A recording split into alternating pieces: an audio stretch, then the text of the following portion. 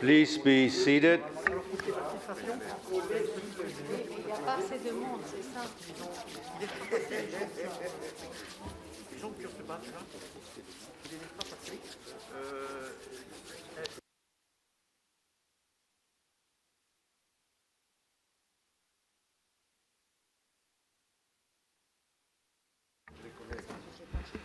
Please be seated, colleagues. The photos are done, I hope. Voilà, very good.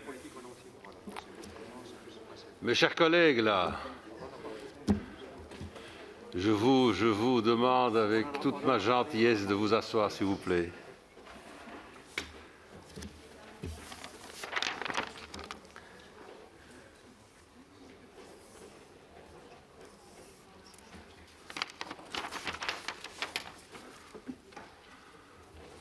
Voilà.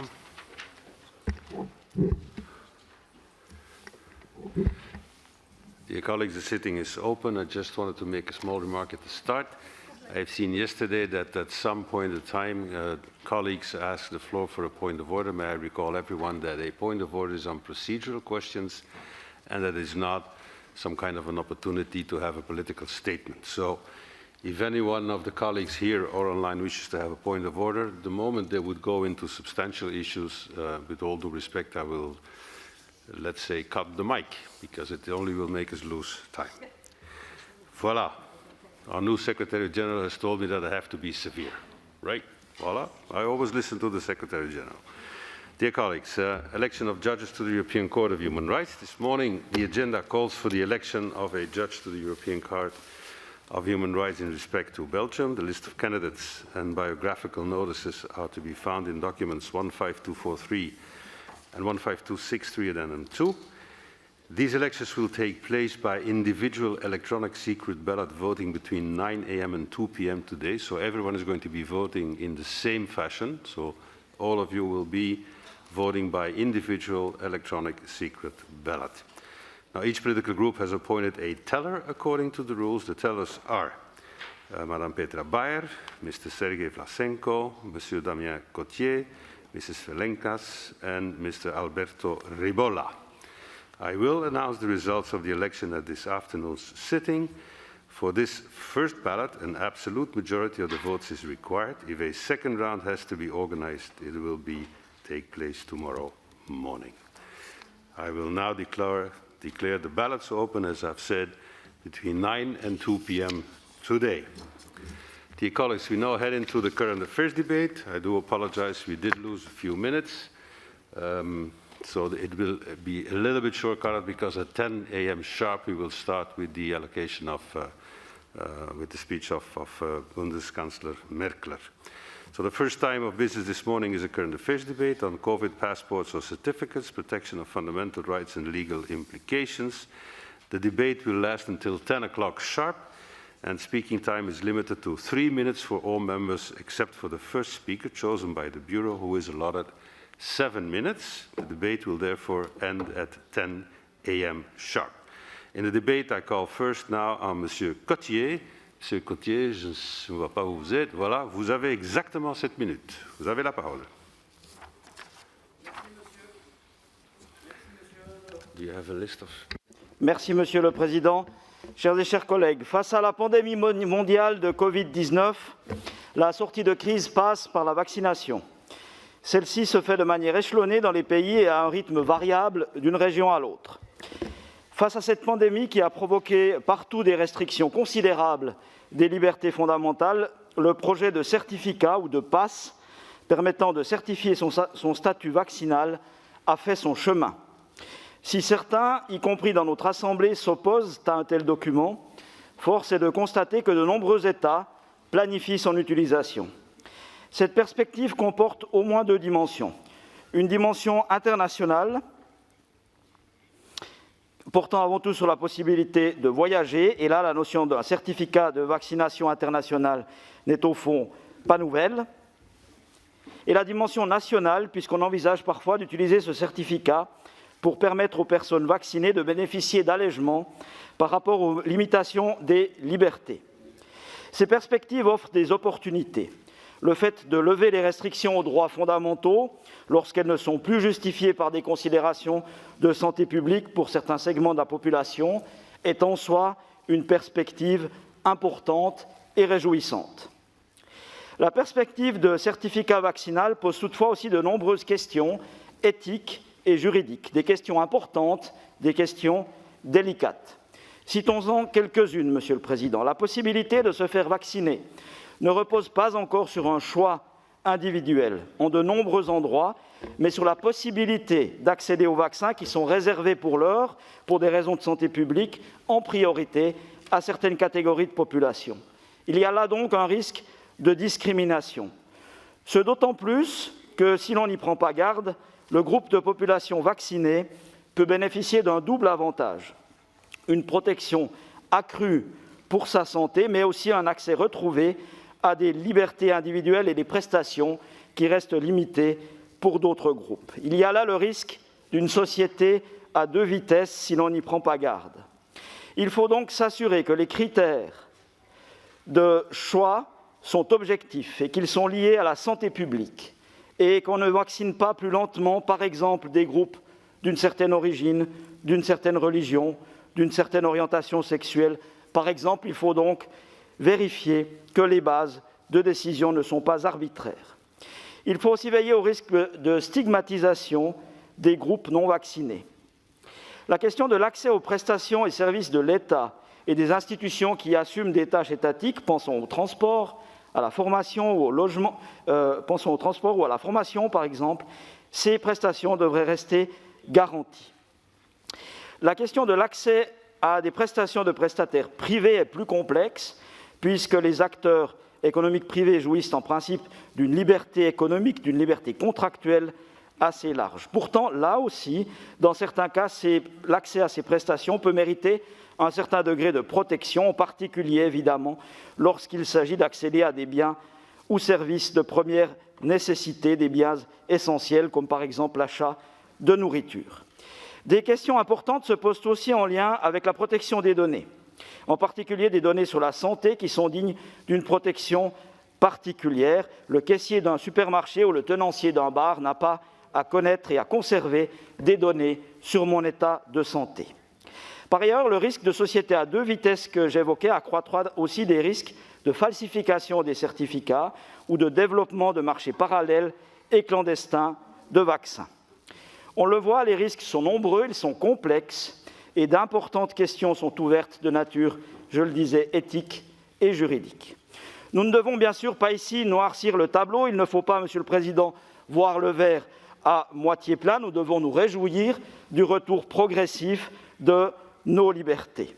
Et nous ne devons pas focaliser uniquement sur les côtés négatifs d'un tel système. Mais il faut être conscient des dérives potentielles et s'assurer que les précautions nécessaires seront prises. Il faudra donc que les États règlent de manière appropriée des questions de proportionnalité, de licéité, de finalité. Il faudra aussi veiller à la sécurité des données. Quant à l'harmonisation entre pays, si elle est souhaitable pour la dimension internationale du certificat, sa reconnaissance et sa sécurité, il ne faut pas que cela diminue son degré de protection. Un aspect important sera de traiter de manière similaire les différents moyens qui conduisent à une immunité ou à une absence de risque de transmission. En plus de la vaccination, il faudra aussi tenir compte des personnes guéries, si elles ont une immunité consécutive, et de celles qui ont récemment subi un test négatif. En allemand, on utilise les 3 G pour évoquer ces statuts complémentaires, geimpft, geheilt, getestet. Enfin, il faut veiller à ne pas créer des barrières technologiques en contraignant à l'utilisation d'un smartphone pour ce certificat. L'accès au papier doit rester possible pour les personnes qui le souhaitent, car elles craignent pour l'utilisation de leurs données numériques, ou parce qu'elles sont des personnes âgées ou invalides et qu'elles ne peuvent pas ou ne savent pas utiliser suffisamment bien un téléphone portable. La secrétaire générale, Monsieur le Président, a eu raison de rappeler le 31 mars dans un document d'information les obligations des États dans ce contexte à l'égard de plusieurs conventions, la Convention européenne des droits de l'homme bien sûr, mais aussi la Charte sociale, les conventions 108 et 108+, la Convention de Budapest sur la cybercriminalité ou encore la Convention Medicrime. Cet important document de la secrétaire générale invite les États à s'inspirer des conventions et principes du Conseil de l'Europe comme d'une boussole dans ce dossier. Ces questions se poseront avec une intensité moindre, évidemment, si les campagnes de vaccination battent leur plein et que toutes les catégories de population y ont accès rapidement et qu'une immunité de groupe est créée. Mais si le phénomène dure plus longtemps et que de nouveaux variants viennent compliquer la donne, alors ces questions prendront un relief particulier. Les parlements nationaux et notre Assemblée ont un rôle à jouer, Monsieur le Président, en veillant à la manière dont les États et dont l'Union européenne traiteront ces questions et trouveront les bons équilibres. Il est donc heureux que nous ayons aujourd'hui ce débat et il est souhaitable que l'Assemblée soit saisie d'un rapport, raison pour laquelle nous avons déposé un projet de résolution numéro 15-257 qui permettra, sur la base d'un rapport que j'aurai l'honneur d'établir, d'émettre des constats et des recommandations. Je vous remercie. Merci, Monsieur Gauthier. Nous entamons maintenant la liste des orateurs. We now go on the speakers list. First, we will have the speakers on behalf of the political groups and then the other colleagues who have described themselves. We will start with Maria Jufereva from ALDE, who will be followed by John Howell. Maria, you have the floor. 3 minutes, please. Thank you. We have to remind ourselves that vaccine passports are nothing new. We have been using them for traveling internationally for a long time already. However, we have to come to a point where a passport is not only for traveling anymore, but it's also considered for access to our everyday services. In Israel, for example, vaccinated people are already using an app on entry to gyms, schools, and cultural venues. The particular question in respect of COVID passes concerns the mutual recognition of such passes worldwide, not only within the European Union. Another particular question raises in terms of danger of discrimination for those countries which do not have yet enough access to COVID vaccination. We have to keep in mind all these issues to ensure equality. This brings us to the question of non-discrimination in access to public, parapublic, and private services by people who cannot, do not want for different reasons, or will not be vaccinated. We may come to face a really complicated situation when people who refuse or cannot be vaccinated demand that all services and freedoms be guaranteed to them as well. At the same time, we have to ensure the protection of personal data while implementing the use of COVID passes in order that such certificates would not be turned into additional surveillance measure. As an Estonian citizen, I am a firm believer in digital solutions. Signing documents electronically and voting online are pillar stones of our society. So I have no doubt that there is a solution that will help us to travel and access vital services while keeping health risks at a low level and also protecting our sensitive data. But I think people who want to use paper should not be forced to use digital tools in this case, and this solution also should be available for them.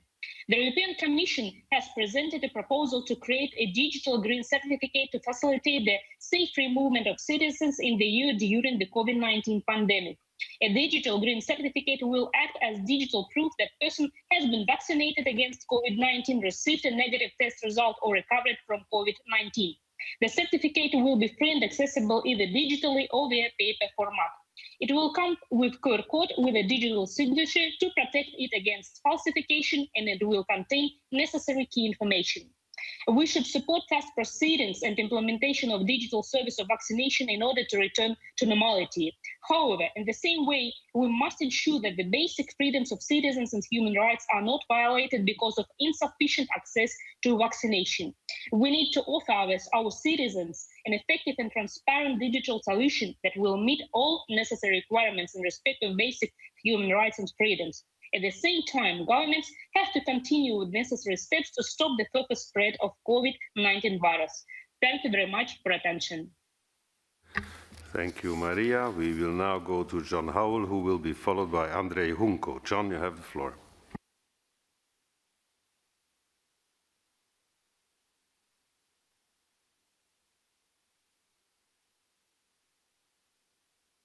Let me say at the beginning that passports of this type need to be looked at from two angles. First, for international travel, and secondly, for domestic uses in our own countries. The former, the international aspect of it, is largely outside our control, in that whatever we may want to do, if other countries want to see us have a passport, we will have to follow if we want to travel to those countries. This is no different to inoculation against yellow fever, for example. And I recall in the past, in my numerous visits to Nigeria, for example, that I still have an arm that is full of all sorts of inoculations because I wanted to travel there. In the case of the latter, though, I can see, in essence, in principle, I can see no difference between requiring a driving license to drive a car and a health certificate for COVID. The idea that somehow this automatically creates a two-tier Europe, I don't believe is actually true. It depends on what such passports are used for and when they are introduced. For example, if they are introduced fairly early on, before a large number of the population has been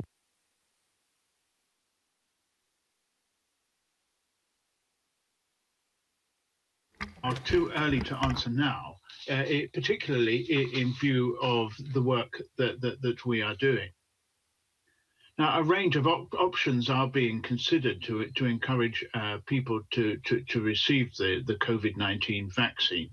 And what we need is to make sure that we have a very good review of the situation.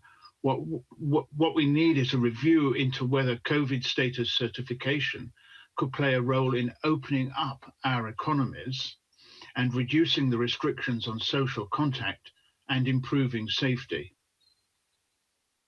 Of course, COVID status certificates raise complex ethical and discriminatory issues that would need to be worked through. And this is something that I know that we are all conscious of. And I welcome the fact that we are considering these issues, but we also need to bring in clinical and ethical experts, as well as businesses and their representative organizations. And indeed, we shouldn't forget the members of the public as well. And certainly in the UK, such a call for evidence from the public has generated over 50,000 responses. And I urge you to look at this situation as well. Thank you, John. We will now move to Andrei Hunko, who will be followed by Selin Sayek. Andrei, you have the floor. Vielen Dank, Herr Präsident. Können Sie mich hören? Alles gut. Okay, vielen Dank, Herr Präsident. Ja, das ist eine sehr wichtige Debatte, die wir hier führen. Ich will erst mal sagen, dass natürlich die Impfung ein Weg aus der Pandemie ist. Und wir können auch heute schon in einigen Staaten sehen, wo die Impfung sehr weit vorangeschritten ist, dass die Pandemie da überwunden zu sein scheint. Zum Beispiel in Israel oder Gibraltar. Wir haben aber ein Problem, dass die Impfstoffverteilung in Europa und weltweit sehr, sehr ungleich ist. Und das kann natürlich auch zu Verstärkung von Ungleichheiten führen, wenn der Impfpass, wenn daran Rechte geknüpft werden. Ich will an unsere Resolution erinnern von Ende Januar, wo wir beschlossen haben, dass die Impfung freiwillig sein muss, dass sie nicht zu Diskriminierungen führen darf und dass sie ein Impfpass dann nur zu medizinischen Zwecken verwendet werden darf. Und ich will daran erinnern, dass die Generalsekretärin Frau Buric an die Mitgliedstaaten ein Dokument am 31. März verschickt hat, das alle 47 Mitgliedstaaten auffordert, dass hier die Konvention und die Rechte einzuhalten sind. Auch der Notfallausschuss der Weltgesundheitsorganisation hat vor wenigen Tagen gerade angesichts der ungleichen Verteilung der Impfung davor gewarnt, dass sozusagen durch die Koppelung von bestimmten Rechten, also zum Beispiel des Reiserechts, dass diese Ungleichheit dann noch verstärkt werden könnte. Ich glaube, es ist wichtig, dass bei der Erhebung der Daten für solche Impfausweise maximale Datensparsamkeit an den Tag gelegt wird und nicht der Datenschutz umgangen wird. Es muss meines Erachtens darauf ankommen, dass nicht nur der Impfstatus, wenn ich zum Beispiel reisen will, nicht nur der Impfstatus festgestellt wird, sondern auch die Möglichkeit von Antikörpern oder auch, dass die Reisen durch Tests ermöglicht werden, wie das ja heute auch schon teilweise der Fall ist. Also grundsätzlich ist es so, dass wir eine extreme Ungleichheit haben innerhalb von Europa, was die Impfung angeht, und die muss überwunden werden und auch weltweit. Vielen Dank. Danke Ihnen. Now we come to Selin Sayek, who will be followed by Maria Mezentjeva. Selin, you have the floor.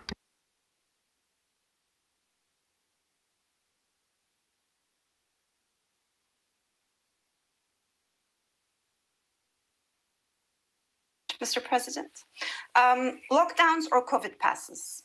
Public health or private rights? Truth is, these questions should not be either or questions. They should actually be both and statements. Both lockdowns and COVID passes may infringe certain fundamental rights. Both bear the risk of being discriminatory in a sense. Lockdowns will treat everybody as infectious and risky, and unless accompanied by strong welfare state support and direct income transfers, they lead to significant erosion and socioeconomic inequality. COVID passes will discriminate against those who are unable to or unfit to be vaccinated. Therefore, whichever road we take, we have to ensure a framework that protects human rights and ensures non-discrimination. Both lockdowns and COVID passes can only be effective in the long run if an inclusive and comprehensive vaccination program is achieved. This should be the core of our discussion. Every single individual, and globally every single individual, should be vaccinated and nobody should be left out. If not, the need for lockdowns will be forever. If not, COVID passes will become discriminatory instruments from the outset, and discriminatory based on socioeconomic status, where the rich are vaccinated, both as individuals or as countries, while the poor await. Discriminatory based on age, where seniors are vaccinated and the young await. Where discrimination based on gender will be prevalent, where pregnant women will not be immunized. So given the inequalities in vaccination, COVID passes that rely on vaccinations will only regenerate further inequalities. So the core issue we should be discussing is how to ensure a fair, equitable, and comprehensive global vaccination program, not a discussion of whether we prefer lockdowns or COVID passes. We have to guarantee vaccination for everybody. The quantity of vaccines that are demanded is actually easily foreseen. So the question is supplying sufficient vaccination. And here I'd like to remind that we actually agreed as an assembly that vaccinations should be accepted as public goods. We have to revisit patent policies that actually hinder vaccination supply. We have to increase the number of production sites and facilities globally. And once globally fair and equitable vaccination is achieved, then COVID passes will not be discriminatory or not even a necessity at all. And we have to ensure scientific evidence drives this decision-making process. Evidence regarding the extent of immunity provided by vaccination, whether the vaccines are protective against new virus variants, whether antibody titer tests should be required. And science should not be the only guiding force, but we should also have transparency as our governance motto, and we should ensure privacy is well protected. COVID passes will include biometric and health data, and data that should be owned by individuals, not by monopolies or states. In ending, we do not face a choice between protecting public health and securing human rights. We should aim for both with balance and proportionality. We should ensure equitable and fair vaccination, unless we wish to have discrimination. We should aim to achieve all. Thank you very much. Thank you, Selin. We now move to Maria Mezentjeva, after which we will go into the list of other speakers. The first of that list is Vladimir Krugli. Maria, you have the floor.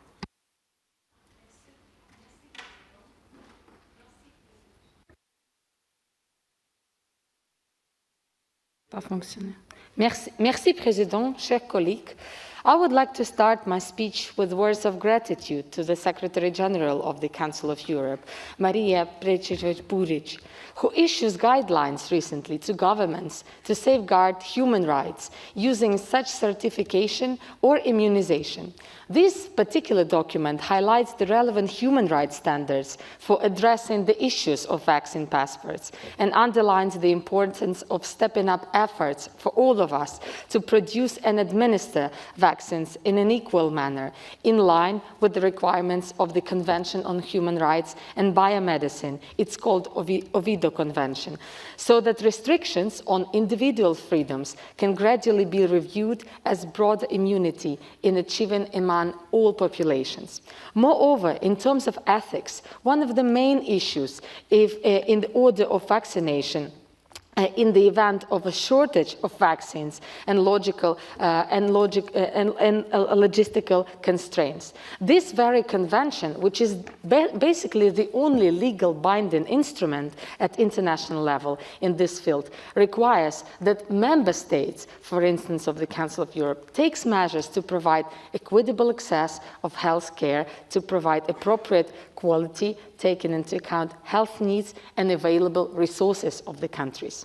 And these priorities is to provide to health and social care workers at the first place and limit the impact of COVID-19 on the functioning of health and social care system. But due to uneven access to vaccination passports can really become a tool for violation of the human rights.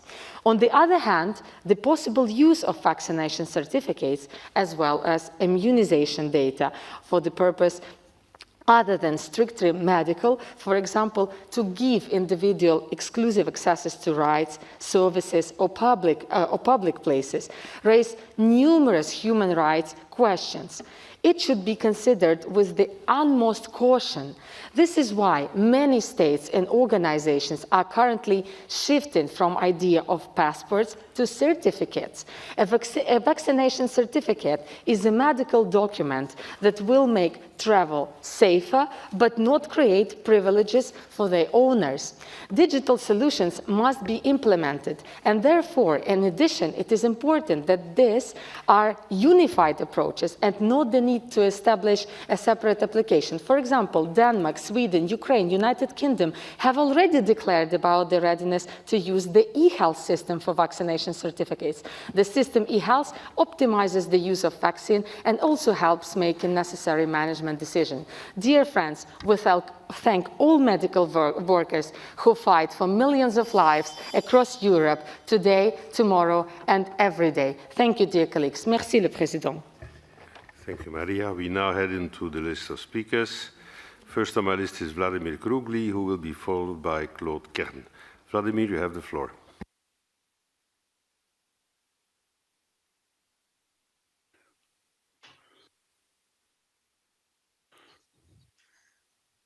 Уважаемый господин председатель, уважаемые коллеги, тема так называемых ковид-паспортов является очень чувствительной для многих граждан, поэтому все решения должны носить недискриминационный и деполитизированный характер.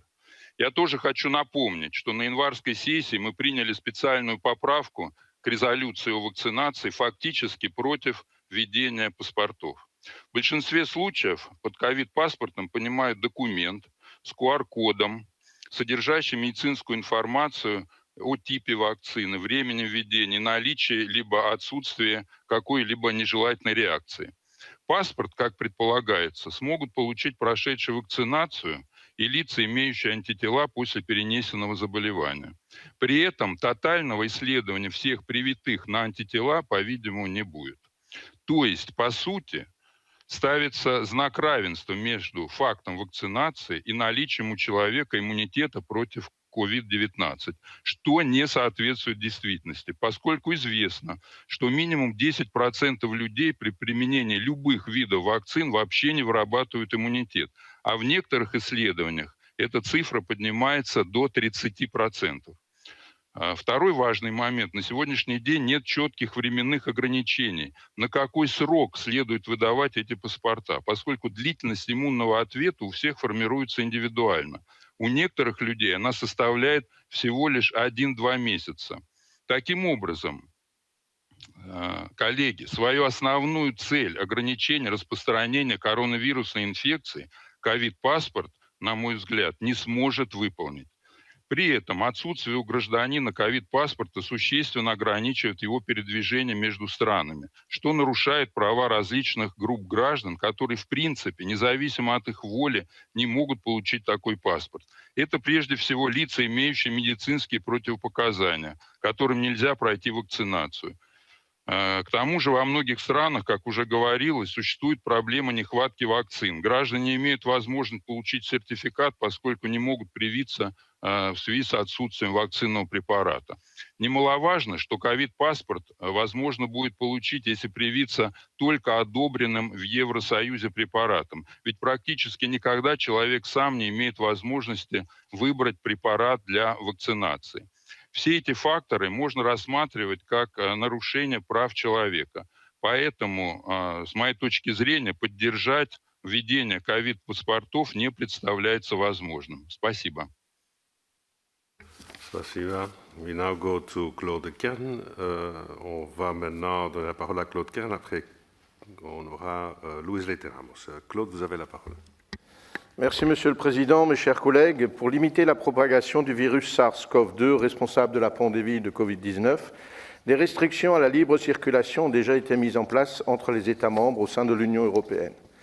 Ainsi, il est demandé aux voyageurs de prendre divers types d'attestations, comme des certificats médicaux ou des résultats négatifs de tests. Certains proposent aujourd'hui de généraliser ce système au sein des États pour permettre l'accès aux restaurants, aux équipements sportifs ou aux musées, par exemple. C'est déjà le cas en Israël, où un certificat peut vous être délivré si vous avez été vacciné ou si vous êtes rétabli à la suite d'une infection par le virus SARS-CoV-2. Il sera nécessaire de continuer à lutter contre le virus dans les mois à venir, et dans ces conditions, certaines restrictions pourraient malheureusement apparaître encore nécessaires.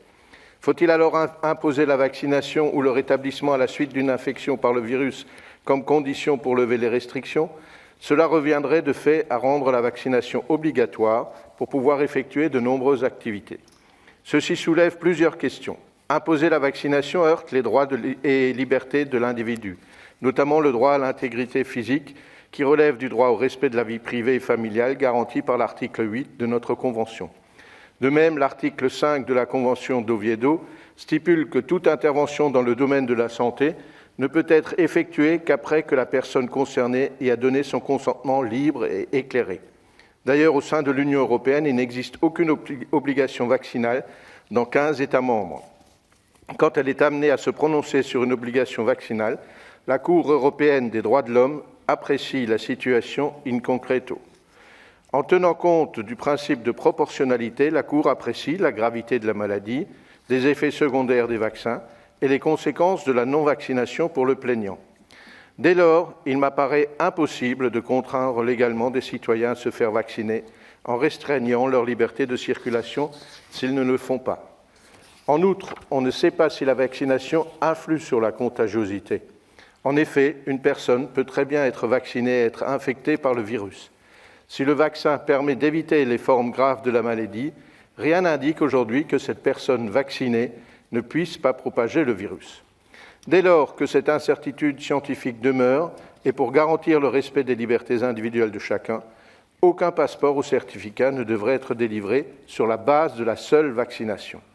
Pour ma part, j'approuve le choix de la Commission européenne qui a proposé que le certificat vert numérique permette de justifier soit de la vaccination, soit du rétablissement suite à la Covid-19, soit d'un résultat négatif à un test.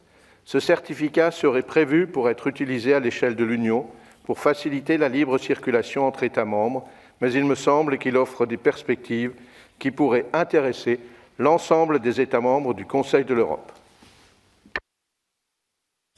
Merci Claude. On passe maintenant la parole à Louise Leteramos. Louise, vous avez la parole. Merci, Monsieur le Président. Allez-y Louise, après vous, Merci. on aura Merci, Laris Monsieur le Président. Bilodzir. Louise, vous avez la parole. Mesdames et Messieurs, chers collègues, je suis sincèrement reconnaissant de la tenue de ce débat sur les passeports au certificat Covid. Comme vous le savez, la Commission des Affaires sociales, de la santé et du développement durable, que j'ai l'honneur de présider, avait proposé un débat d'actualité sur le même thème. Avec une petite différence, nous avions proposé d'examiner non seulement les droits humains et les implications juridiques, mais aussi la santé publique. Les préoccupations en matière de droits fondamentaux sont recevables et seront abordées par d'autres. J'ai le devoir de vous rappeler les répercussions sur la santé publique et le double intérêt des certificats de vaccination. Tout d'abord, de la pharmacovigilance, c'est-à-dire garantir que les vaccins sont sûrs et efficaces. Deuxièmement, le contrôle des infections, ou comment s'assurer que les voyageurs internationaux ne causent pas de nouvelles infections. Sur le premier objectif, les pharmacovigilances, les certificats de vaccination COVID-19 sont déjà avérés inestimables. Concernant le second objectif, la lutte contre les infections, les certificats de vaccination COVID-19 seront presque inutiles. La raison est que les vaccins disponibles, et heureusement qu'ils sont là, ne vous méprenez pas sur mes propos, ne sont pas conçus pour arrêter l'infection, mais plutôt pour éviter les formes graves de maladie et la mort. Quand un pays exige que vous soyez en mesure de prouver votre vaccination contre la fièvre jaune, ce n'est pas seulement pour vous protéger contre l'infection, mais aussi pour se protéger. Si vous êtes vacciné contre la fièvre jaune, vous ne pourrez plus l'attraper ni la transmettre.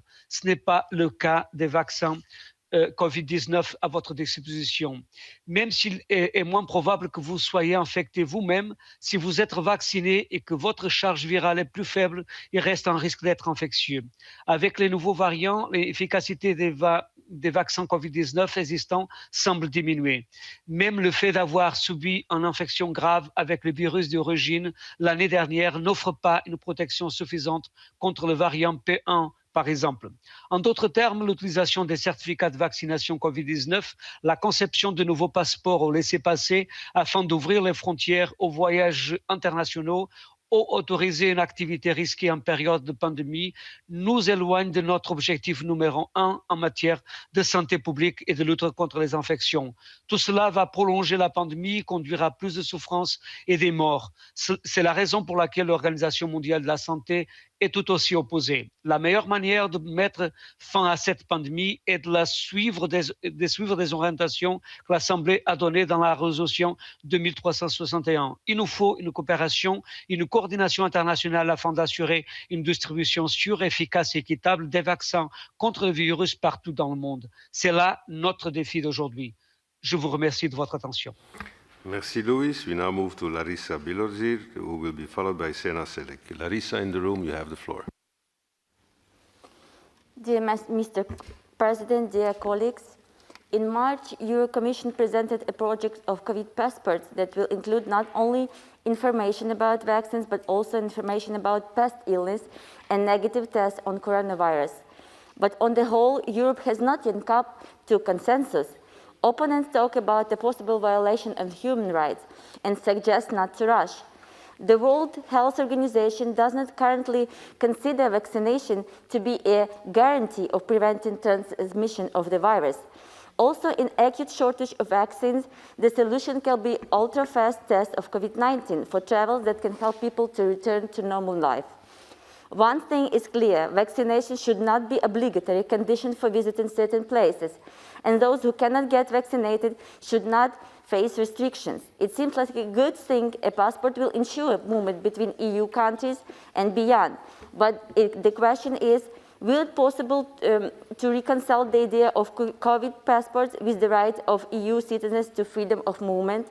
Formally, such grounds are found in Article 29 of the EU Directive of Civil Rights, which states that certain epidemic diseases may require the introduction of quarantine measures restricting freedom of movement.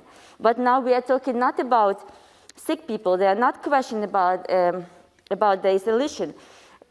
we are only talking about the vaccinated, unvaccinated on the scale of countries and continents. The idea of using COVID passport in the context of the right to enter the EU is of particular concern. In fact, the realization of any human rights is made dependent on unequal access to resources, lack of vaccine, when more than 100 world countries still not have access to vaccine against coronavirus infection. Just think about it, only 10 countries have over 75% of available vaccination doses. In the case of implementation of the vaccine passport system, there will be a division of people into groups, which will also be subject to unequal treatment. These groups may include vaccinated people with ranking vaccines to a good or bad, healthy or not vaccinated people, the most suspicious group, people who have been ill ranked by the time frames, patients with chronic diseases who are contraindicated for vaccination. So there are many hidden pitfalls in whether there will be exceptions to the general rule. An interesting picture emerges caused by the COVID virus. For the sake of fighting, some countries are even ready to destroy economy, block social ties, restrict cultural space, and now particularly legalize discrimination through passports. We shall not forget that international law defines unequal treatment as discrimination. The consistent fight against which is the most important value for democratic Europe. Thank you very much for your attention. Thank you, Larissa. We now move to Sena Selik, who will be followed by Evgenia Kravochuk. Sena, you have the floor.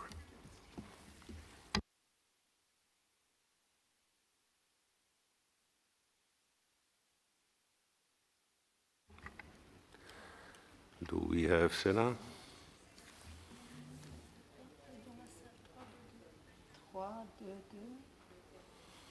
I do not see Sena. So we will take the following one and come back to Sena afterwards. Next one on my list is Evgenia Kravchuk. Evgenia, you've got the floor. You're in the room, I think. Yes, thank you. There you go.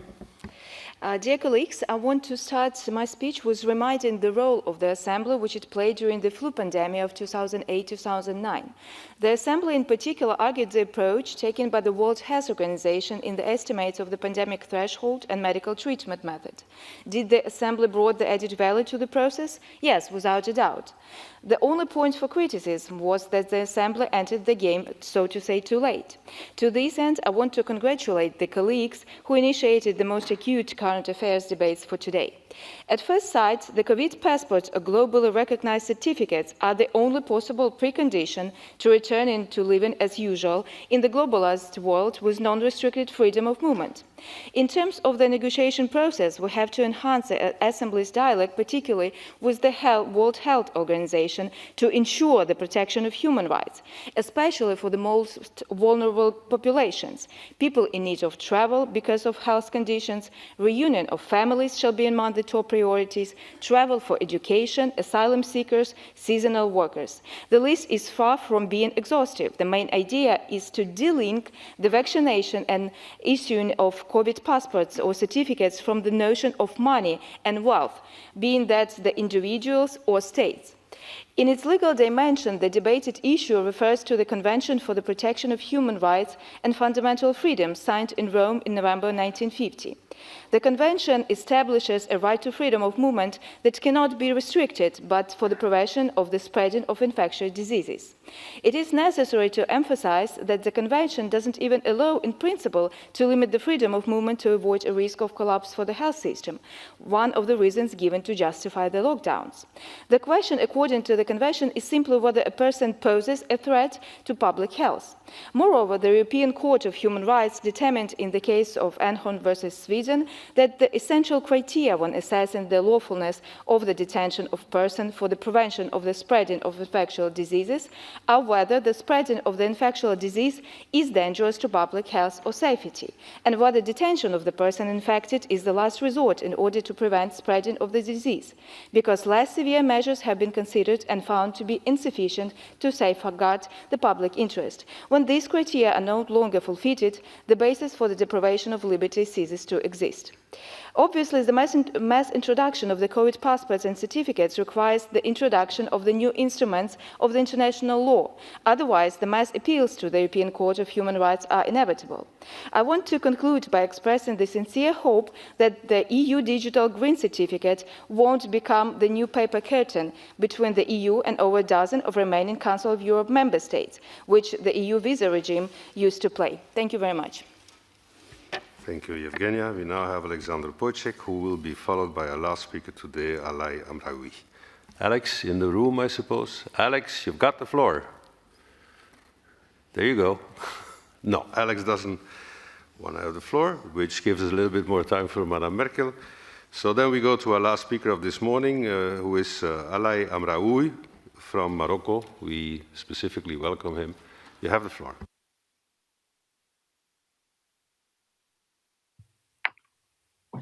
Merci, Monsieur le Président.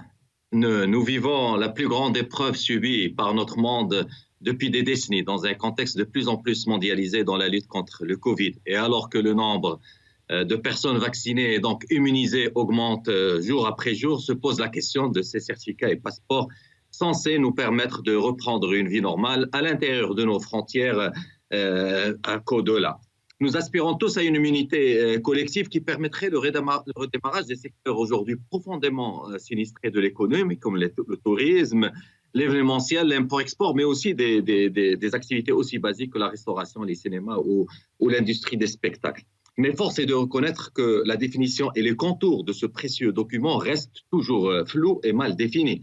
Les personnes ayant validé leur immunité, surtout ceux vaccinés, commencent à se poser des questions sur leur mobilité. Continueront-ils à être soumis aux restrictions de circulation? Quand est-ce qu'ils pourront voyager à l'étranger? Les pays d'accueil leur permettront-ils d'y rentrer? Des questions que ces personnes se posent avec d'autant plus d'insistance que plusieurs pays adoptent déjà ce passeport vaccinal, et alors que le débat sur le passeport vaccinal continue à faire fureur un peu partout dans le monde. Il convient de rappeler qu'un certificat de vaccination n'est pas une première mondiale. Le règlement sanitaire international exige un certain nombre de vaccins, comme l'a rappelé un certain nombre de collègues, notamment dans les zones tropicales. Actuellement, nous sommes devant une nouvelle maladie virale qui pose beaucoup de problèmes à l'humanité. Ce genre de mesures, comme ces certificats, est tout à fait légitime. Il repose non seulement sur le bénéfice individuel, mais sur celui de la collectivité, c'est-à-dire faire barrage à la propagation de la maladie afin de nous prémunir et de prémunir nos semblables. Reste que pour mettre en place un tel dispositif, il faut d'abord s'assurer que les vaccins sont disponibles pour tout le monde. Si on commence à exiger des certificats de vaccination au moment où les vaccins ne sont accessibles qu'à 5 ou 10% de la population, il y aura en ce moment des inégalités, une atteinte aux libertés. Et en l'absence d'un accès total à la vaccination par le grand public, toute possibilité de discrimination positive en faveur des titulaires de certificats ou de passeports verts serait négativement discriminatoire pour les non-vaccinés, qu'ils le soient volontairement ou involontairement. Une autre inquiétude soulevée par ce passeport vaccinal concerne l'utilisation des données sanitaires personnelles. Celles-ci pourraient en effet être exploitées à bon ou mauvais escient, notamment par les majors de la Big Pharma.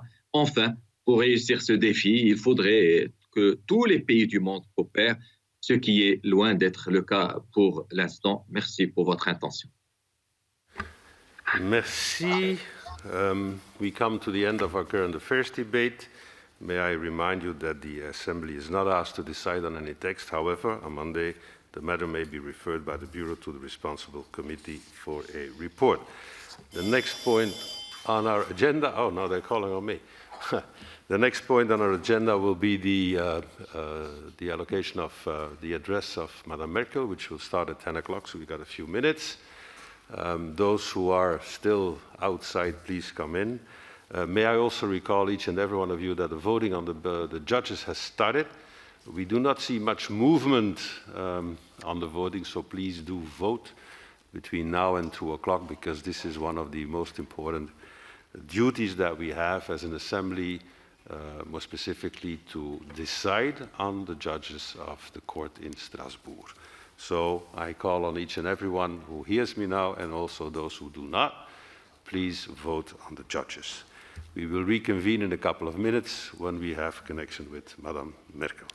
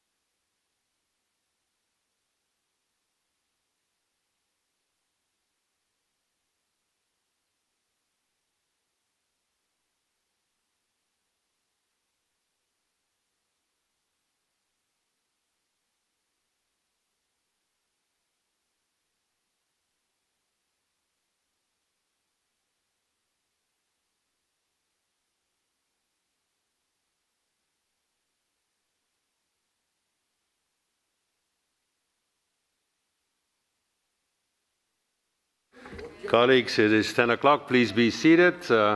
We also welcome our colleagues ambassadors in the room. As you requested, you've got your spots, so please be seated. Madam Secretary General, thank you for being here. We will start in a minute or so. Please be seated.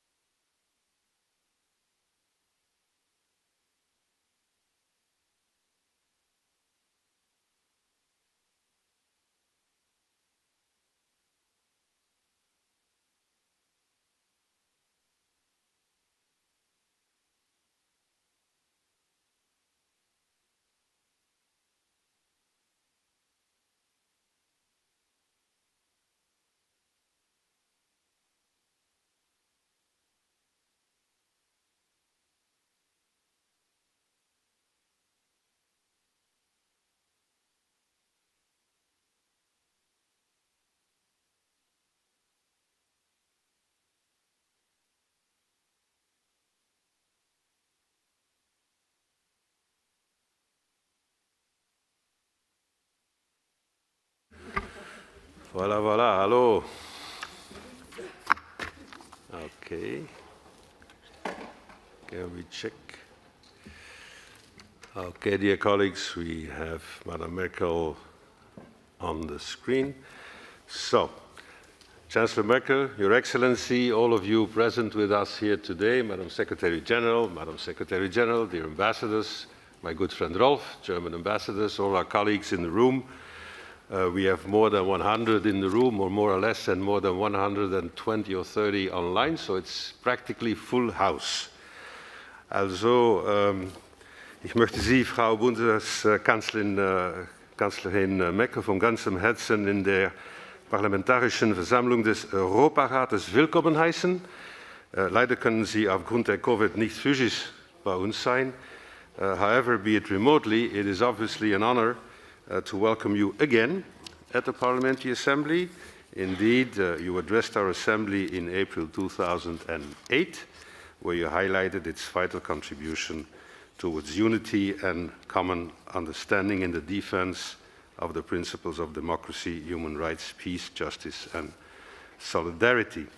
Indeed, it is only by working together that we can tackle these challenges.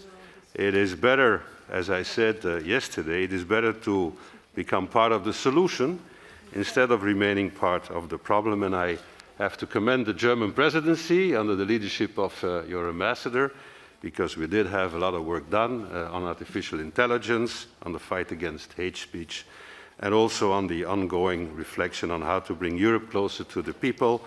And may I remind each and everyone that the whole of Europe is not only the European Union, it's a little bit more than that.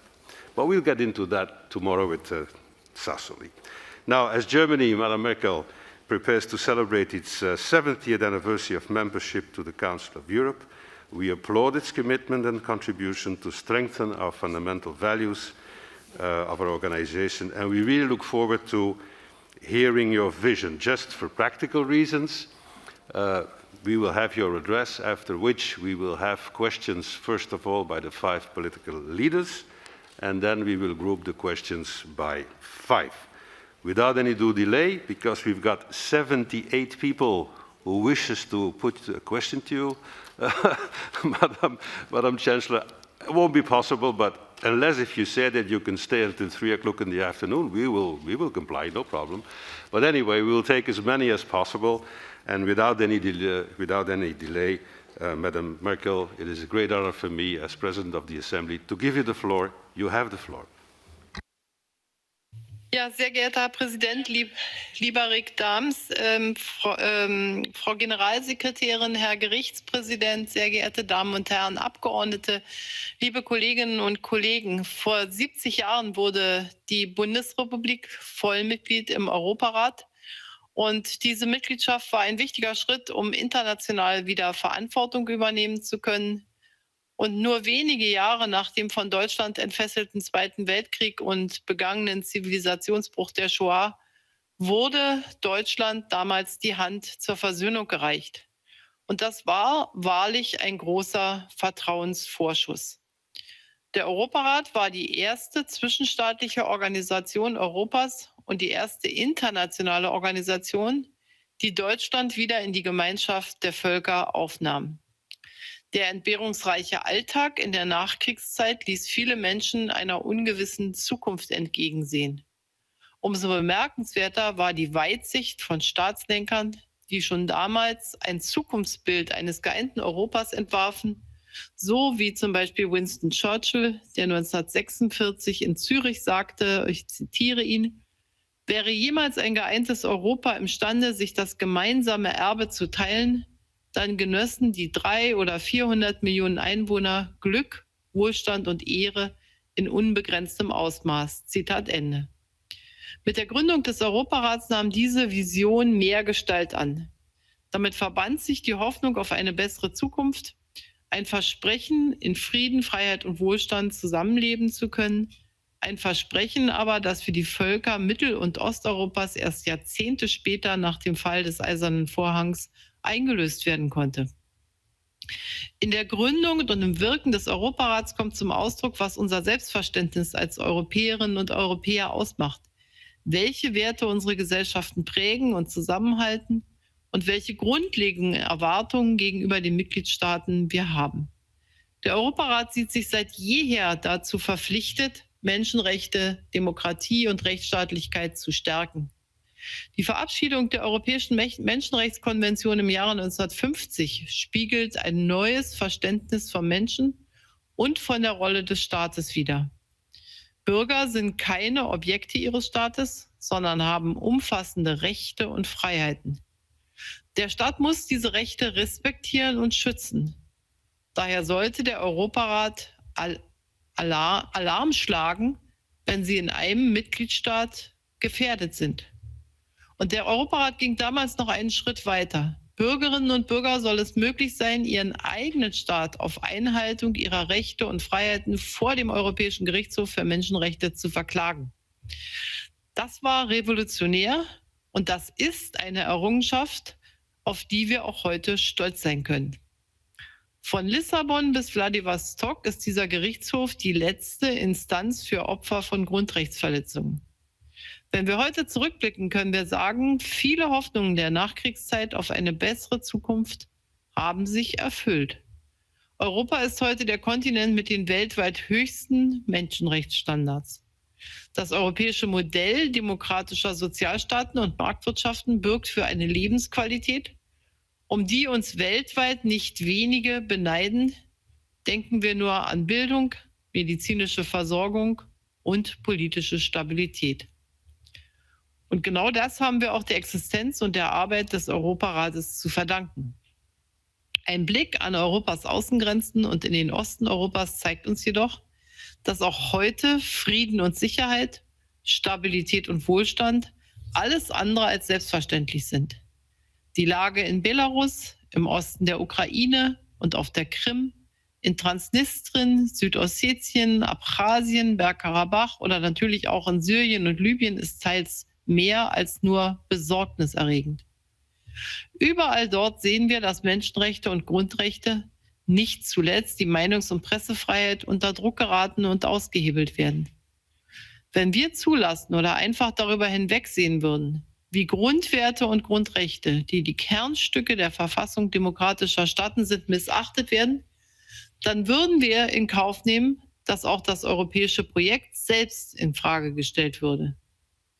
Denn wie ernst wir die Menschenrechtslage in anderen Ländern nehmen, wirft immer auch ein Bild darauf, wie ernst wir die Bewahrung der Wertegrundlagen in unseren eigenen Ländern nehmen. Und deshalb haben wir während der deutschen Ratspräsidentschaft in der Europäischen Union im vergangenen Jahr gerade der Rechtsstaatlichkeit Priorität eingeräumt. Das gilt auch für unseren derzeitigen Vorsitz im Ministerkomitee des Europarats. Rechtsstaatlichkeit ist unabdingbare Grundlage für das Vertrauen der Bürgerinnen und Bürger in den Staat und seine Institutionen. Die Bürgerinnen und Bürger müssen darauf vertrauen können, dass der Staat das von seiner Volksvertretung gesetzte Recht verwirklicht und sich dabei der Kontrolle unabhängiger Richterinnen und Richter unterwirft. Genau dieses Vertrauen ist wesentliche Voraussetzung für eine funktionierende und damit stabile Demokratie. Wir wissen aber alle, Vertrauen ist flüchtig. Tagtäglich muss es von den Repräsentanten des Staates neu erarbeitet und verdient werden. Nur mit hinreichend Vertrauen der Bürgerinnen und Bürger lassen sich auch Krisen wie die Coronavirus-Pandemie bewältigen. Hier haben wir es aber in mehrfacher Hinsicht mit einer gewaltigen Herausforderung zu tun. Für das Gesundheitswesen und die Forschung, wie auch für die Wirtschaft und das soziale Miteinander. Die Pandemie ist ohne Zweifel auch eine Bewährungsprobe für unsere Demokratien. Eingriffe in die Freiheitsrechte des Einzelnen, um die Pandemie bekämpfen zu können, müssen strengen Voraussetzungen genügen und bedürfen einer besonderen Rechtfertigung. Sie müssen jeweils zeitlich befristet, erforderlich, geeignet und verhältnismäßig sein. Rechtsstaatlichkeit schafft nicht nur in der eigenen Gesellschaft eines Staates Vertrauen für ein gutes Miteinander, auch die internationale Zusammenarbeit, wenn sie dem Wohle aller Beteiligten dienen soll, kann nur auf Basis einer regelbasierten Ordnung funktionieren, also durch gemeinsam vereinbarte Regeln, die auch gemeinsam eingehalten werden. Eine dementsprechend verlässliche Ordnung ist Grundlage für friedliche und auch wirtschaftlich ertragreiche Beziehungen zwischen Staaten. Denn Unternehmen und Investoren brauchen Rechtsstaatssicherheit, um vernünftig planen und kalkulieren zu können. Wenn sie wirtschaftliche Risiken eingehen müssen, müssen sie sich auch darauf verlassen können, dass es ihnen offen steht, sich im Falle eines Falles gegen eine etwaige Vertrags- oder Rechtsverletzung vor unabhängigen Gerichten zu wehren. Wer also Rechtssicherheit fördert und stärkt, fördert zugleich auch immer Wohlstand. Neben dem Eintreten für Rechtsstaatlichkeit leistet der Europarat auch durch den Kampf gegen Korruption einen ganz wesentlichen Beitrag für mehr internationale Verlässlichkeit. Eine regelbasierte Ordnung ist zudem wesentliche Voraussetzung für ein friedliches Miteinander. Es widerspricht unseren gemeinsamen Grundwerten, wenn die Souveränität und Integrität von Staaten in Frage gestellt und missachtet werden, wie wir das auf der Krim oder in Bergkarabach erleben. Der Europarat kann hierbei eine entscheidende Rolle spielen, aber eben nur dann, wenn alle Institutionen des Europarats eng zusammenarbeiten. Daher kann ich Sie, Herr Präsident Dams, nur darin ermutigen, sich weiter konsequent für eine enge und vertrauensvolle Zusammenarbeit einzusetzen, zwischen den Regierungen und Parlamentariern der Mitgliedstaaten, ebenso wie zwischen der Parlamentarischen Versammlung und dem Ministerkomitee. Ein gutes Zeichen dieser Zusammenarbeit ist der neue gemeinsame Mechanismus, mit dem der Europarat auf Verstöße gegen seine Grundprinzipien im Dialog und auf angemessene Weise reagieren kann. Eine regelbasierte internationale Ordnung ist auch notwendig angesichts der großen Herausforderungen unserer Zeit, die kein Land alleine bewältigen kann. Das gilt mit Blick auf die Coronavirus-Pandemie, den Klimaschutz oder auch die rasanten Entwicklungen im Cyberraum mit all ihren Chancen, aber auch ihren Risiken. Die Sicherheit der Nutzer kann nur grenzübergreifend gewährleistet werden. Und damit ist auch der Europarat gefragt, wenn es um den Schutz von Menschenrechten, Demokratie und Rechtsstaatlichkeit zum Beispiel bei der Anwendung künstlicher Intelligenz geht, einem Schwerpunkt unseres Vorsitzes im Ministerkomitee. Auch in der Parlamentarischen Versammlung widmen Sie sich genau diesem Thema. Und das begrüße ich sehr, denn auch in der digitalen Welt haben stets der Mensch und seine Würde im Mittelpunkt zu stehen. Menschenrechte können nur in einer rechtsstaatlichen Ordnung umfassend geschützt werden, in der auch die Gewaltenteilung und die Unabhängigkeit der Justiz respektiert werden. Umso mehr muss es uns mit Sorge erfüllen, wenn heute sogar in manchen EU-Mitgliedstaaten die Gewaltenteilung in Frage gestellt und Gerichte in ihrer Unabhängigkeit eingeschränkt werden. Der Europäische Gerichtshof für Menschenrechte steht den mehr als 800 Millionen Menschen in Europa offen, wenn sie ihre Rechte, obwohl diese in der Europäischen Menschenrechtskonvention verbürgt sind, im jeweiligen nationalen Rechtssystem verletzt sehen. Aber leider werden Urteile dieses Gerichtshofs immer wieder schleppend, nur teilweise oder eben gar nicht umgesetzt. Gerade in Fällen, in denen Menschen zu Unrecht in Haft sitzen, ist die Umsetzung der Urteile, also die Freilassung der Inhaftierten, besonders dringlich und geboten. Unsere Verpflichtungen im Europarat zum Schutz der Menschenrechte stehen nicht zur Disposition. Deshalb kann es auch keinen Vorrang des nationalen Rechts vor den Pflichten aus der Konvention geben. Auch die Venedig-Kommission des Europarats hat dies in ihrem Gutachten sehr deutlich zum Ausdruck gebracht. Es ist wichtig, dass der Europarat und die Europäische Union in Fragen fundamentaler Werte und Grundrechte wirksam zusammenarbeiten. Daher freut es mich, dass die Verhandlungen über den Beitritt der EU zur Europäischen Menschenrechtskonvention während der deutschen EU-Ratspräsidentschaft wieder aufgenommen wurden und nun vorangetrieben werden. Ein Beitritt würde eine Lücke im europäischen Menschenrechtsschutzsystem schließen, was, so meine ich, in unser aller Interesse liegt. Im Mai jährt sich die Erstunterzeichnung der Istanbul-Konvention zum 10. Mal. Diese Konvention setzt international einmalige Maßstäbe zum Schutz von Frauen gegen Gewalt, vor allem auch gegen häusliche Gewalt. Daher bedauere ich zutiefst, dass die Türkei aus dieser Konvention ausgetreten ist. Ich hätte mir gewünscht, dass sie Mitglied bleibt, und genauso wünsche ich mir, dass die Mitgliedstaaten gerade auch innerhalb der Europäischen Union, die die Konvention noch nicht ratifiziert haben, dies nachholen. Frauenrechte sind Menschenrechte. Gewalt gegen Frauen darf nicht ignoriert werden. Sie ist ein Verbrechen und als solches muss Gewalt gegen Frauen benannt und geahndet werden. Erst recht, da es sich zeigt, dass Gewalt gegen Frauen in diesen Krisenzeiten noch zugenommen hat. Daher möchte ich Sie bitten, in Ihren Ländern für diese Konvention und deren konsequente Umsetzung zu werben. Meine Damen und Herren, vor 70 Jahren verglich Bundeskanzler Adenauer den Europarat mit einem europäischen Gewissen. Seit damals haben sich die Zeiten und mit ihnen die Herausforderungen geändert, nicht aber die Grundwerte, auf denen Europa aufbaut und die die europäische Identität ausmachen. Sie alle tragen politische Verantwortung. Sie alle sind heute Teil des europäischen Gewissens. Ich kann Sie nur ermuntern, bleiben Sie wachsam und engagiert, um Europas Grundwerte mit Leben zu erfüllen, um Menschenrechtsverstößen Aufmerksamkeit und Menschenrechten Geltung zu verleihen.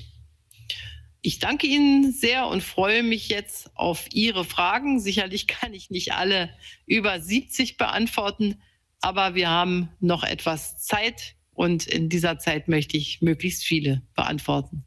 Herzlichen Dank.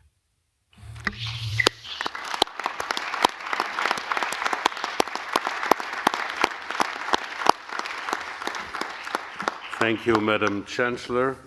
My uncle, who was a mayor for more than 36 years, used to say, I cannot answer all the questions at the same day. So we'll see what we can do on that one. Anyway, thank you for your address. I also specifically thank you for raising the Istanbul Convention. I can tell you that this will be in the coming months an absolute priority of the presidency in order to convince those who signed and did not ratify yet to do so, but also to get more countries on board concerning this convention, because as you rightfully said, women's rights are human rights. And also thank you for mentioning very strongly that the common standards that we share, that are enshrined in the European Convention on Human Rights, go over national interests and go over national legal aspects. And so the compliance to the judgments of the court are of the utmost importance. We will now head into the questions. As I said, we've got 78. We will see how far we get. And as long as you stay on board, Madam Merkel, I will keep on having questions put to you. So just give me at some point in time a little sign, that time is up. We will have first the 5 political leaders who put a question to you, or the political groups. They will be doing so one by one. After these 5 political groups, we will group our questions by 5. Without any delay, we will head into the questions now. First, for the Socialist group, we have, let's see, Suna Eversdottir, after which we will have Alexander Wojciech for EPP. Suna, you have the floor.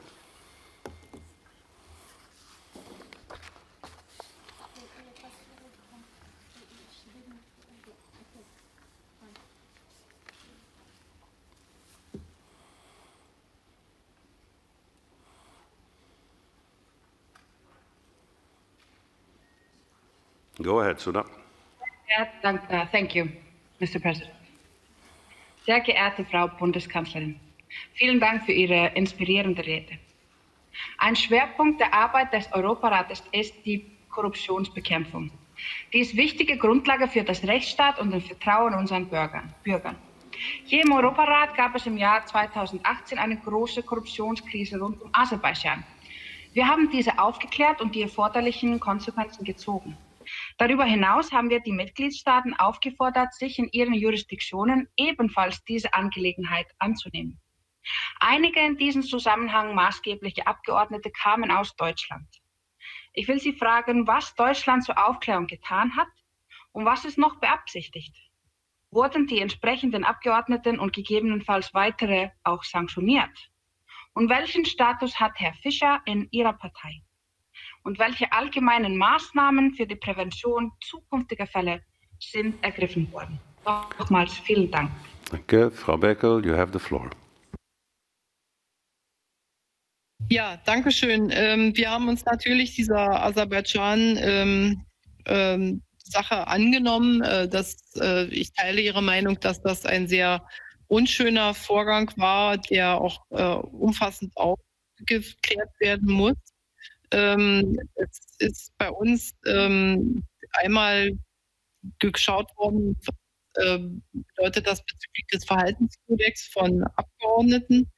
Und das auch im deutschen Parlament hat man sich damit also im Deutschen Bundestag auseinandergesetzt und natürlich ernst genommen, dass der Verhaltenskodex durch die Bundestagsabgeordneten Lindner und Strenz verletzt wurde. Gegen den Herrn Lindner wird ja auch durch die Staatsanwaltschaft ermittelt. Die Abgeordnete Frau Strenz zum Beispiel hatte dann auch eine Rüge des Deutschen Bundestages bekommen. Also wir haben uns dieser Sache sehr umfassend angenommen und man muss auch sagen, dass alle, die in diese Aserbaidschan-Angelegenheit verwickelt waren, glaube ich, auch in der Öffentlichkeit sehr kritisch Diskussionen aushalten mussten. Ich glaube, dass sowohl die Transparenz des Europarates als auch unsere nationale Nachbereitung dazu geführt haben, dass in Zukunft so etwas verhindert werden kann.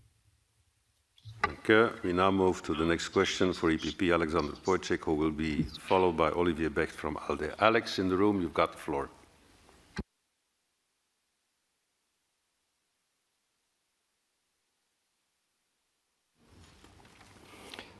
Madame la Chancelière, permettez-moi, au nom du groupe PPE que je préside, de rendre hommage à votre action en tant que chancelière en faveur de la construction européenne. Malgré les crises, vous avez su préserver et renforcer la cohésion de l'Europe tout en préservant nos valeurs. Je voudrais aussi vous féliciter pour le succès de la présidence allemande du Conseil de l'Europe. Je suis très heureux d'entendre que vous êtes partisan d'adhésion de l'Union européenne à la construction européenne du droit de l'homme. Ma question porte sur les relations de l'Europe avec la Russie et sur l'attitude de l'Allemagne qui paraît ambiguë pour beaucoup d'entre nous. Alors que les relations connaissent actuellement de fortes tensions avec l'affaire Navalny et les affrontements à l'est de l'Ukraine, l'Allemagne reste engagée dans la construction du gazoduc Nord Stream 2 sur la mer Baltique qui suscite nombreuses inquiétudes pour vos alliés à l'est. Ne pensez-vous pas, Madame la Chancelière, que l'Europe devrait se montrer plus unie et parler d'une seule voix vis-à-vis de la Russie? Merci beaucoup. Merci Alexandre. Madam Chancellor, you have the floor. Ja, natürlich sind wir immer stärker, wenn wir mit einer Stimme sprechen. Und ich bin auch sehr froh, dass wir das ja in weiten Teilen im Verhältnis zu Russland tun. Wenn wir den Fall von Alexei Nawalny nehmen, dann will ich noch mal herausstreichen, wie wichtig es war, dass es dieses Urteil des Europäischen Menschenrechtsgerichtshofs im Fall Yves Rocher gegeben hat und der Menschenrechtsgerichtshof hier gesagt hat, dass es willkürlich und offensichtlich unbegründet war und dass auch nochmal die Anordnung zur Freilassung getan wurde. Und gerade in diesen Tagen sind wir in großer Sorge über Alexei Nawalny und die deutsche Regierung mit anderen zusammen setzt sich auch dafür ein, dass er die geeignete medizinische Betreuung bekommt. Und wir machen uns hier sehr große Sorgen und versuchen unseren Einfluss auch deutlich zu machen. Insgesamt haben wir mit Russland sehr viele Konflikte, die leider unser Verhältnis natürlich auch schwierig machen. Ich bin trotzdem immer jemand, der sagt, wir müssen miteinander reden. Deutschland und Frankreich haben im Fall der Ukraine und der Krim-Annexion ja durch das Minsk-Format einen dauerhaften Mechanismus geschaffen, wo wir die Ukraine in ihren Belangen unterstützen. Und gerade auch in letzter Zeit haben Präsident Macron und ich wieder mit Herrn Putin und auch Herrn Zelensky gesprochen, denn die Lage ist besorgniserregend angespannt, gerade auch durch die Konzentration von Truppen seitens Russlands an der ukrainischen Grenze. Wir müssen im Gespräch bleiben und Deutschland hat sich vor allen Dingen auch dafür eingesetzt, dass die Ukraine Transitland im Gasexport Russlands in die Europäische Union bleibt. Und ich weiß, dass es Kontroversen um Nord Stream 2 gibt. Hier kenne ich auch die Haltung vieler Mitgliedstaaten. Wir haben als Europäische Union durch eine Veränderung der Energiebinnenmarktrichtlinie auch eine gemeinsame Position gefunden für die Genehmigung solcher Pipelines.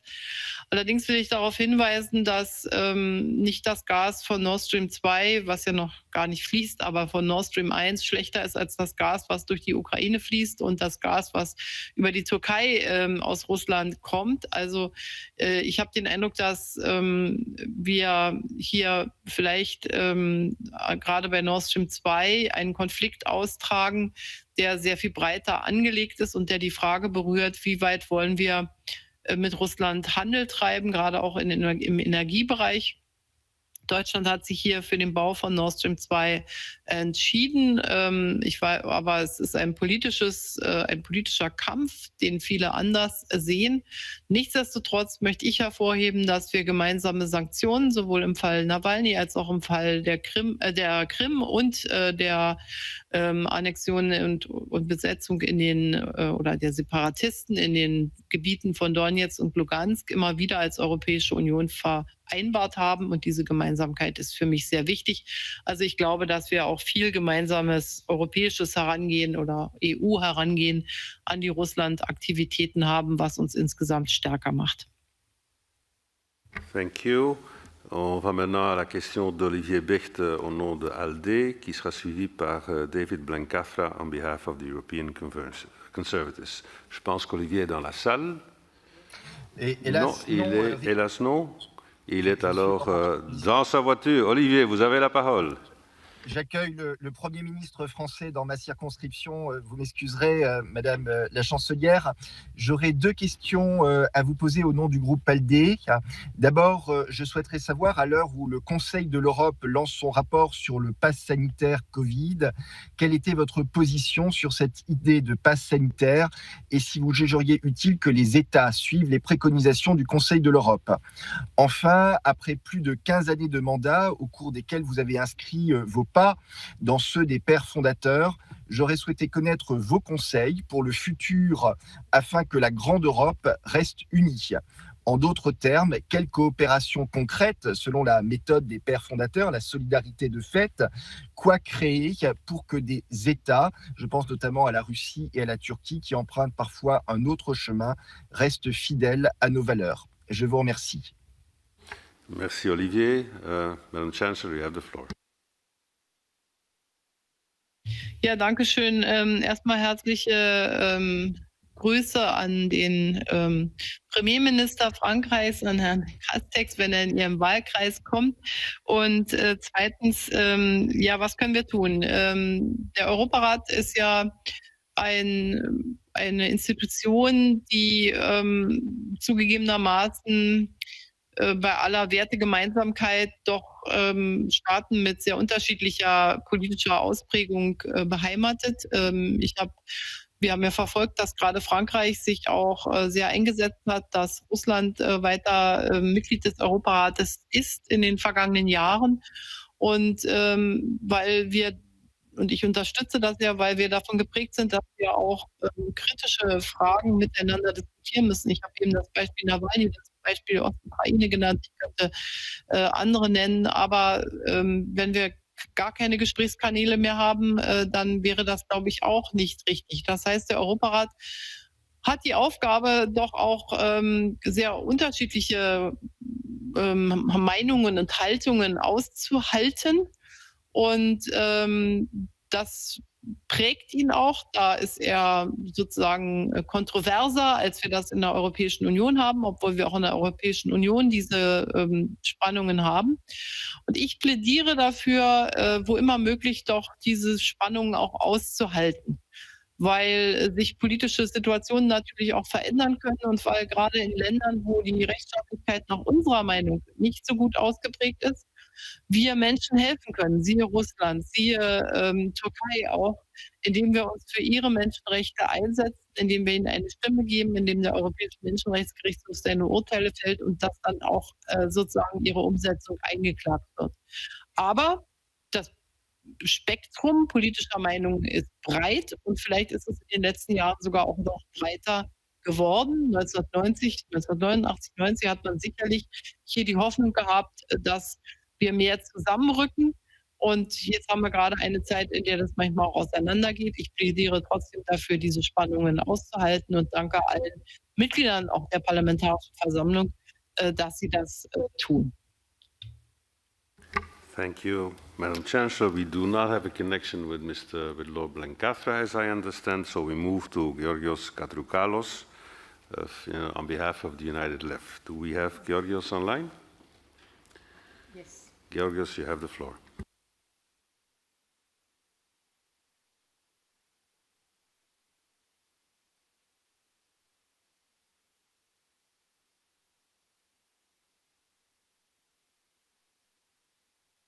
Thank you, Chair. Madam Chancellor, we see a rising tension between United States and Russia and China. Do you think that we are on the brink of a new Cold War? Should Europe try to prevent such an event? And does the European Union have the necessary strategic autonomy from the United States for that? And a second, if I may, question. You have referred to all frozen conflicts in Europe, but you've forgotten Cyprus, although it concerns an occupation by foreign troops of a sovereign EU member state. Next week, we are going to have a conference on the Cyprus issue with the participation as an observer of the European Union. What do you have to comment on that? What is your position for a viable solution of the Cyprus issue? Many thanks, Madam Chancellor, and welcome to our assembly. Thank you, Georgios. I will give the floor to the Chancellor. Just one small remark. Madam Chancellor, if you could address the question on the COVID passport, since we had a debate on it before. Nicht erwähnt, muss aber trotzdem gelöst werden. Wir freuen uns, dass eine neue Runde der Initiative der Europäischen Union, der Vereinten Nationen hier ansteht demnächst, dass noch einmal wieder Verhandlungen geführt werden und wir stehen auch zu dem Rahmen, den die Vereinten Nationen gesetzt haben. Ich glaube, dass diese Verhandlungen sehr schwierig werden, aber ich habe auch mit dem türkischen Präsidenten immer wieder darüber gesprochen, dass wir hier unbedingt Fortschritte brauchen, denn die berechtigten Belange Zyperns müssen hier auch von uns gesehen werden. Zweitens, ich denke, man sollte sehr vorsichtig sein, sozusagen die Begriffe vergangener Zeit und auch die heutige Zeit zu projizieren. Geschichte wiederholt sich ja nicht sehr oft. Deshalb sehen wir einen großen Konflikt zwischen den USA und China, zwischen USA und Russland. Wir sehen ein Zusammenrücken von Russland und China. Und die Positionierung der Europäischen Union ist hier natürlich sehr wichtig. Ich mache mir schon Sorgen, ob unsere zukünftige globale Konstellation eine sein wird, in der wir ein vollkommenes Entkopplung haben, gerade auch in technologischer Hinsicht.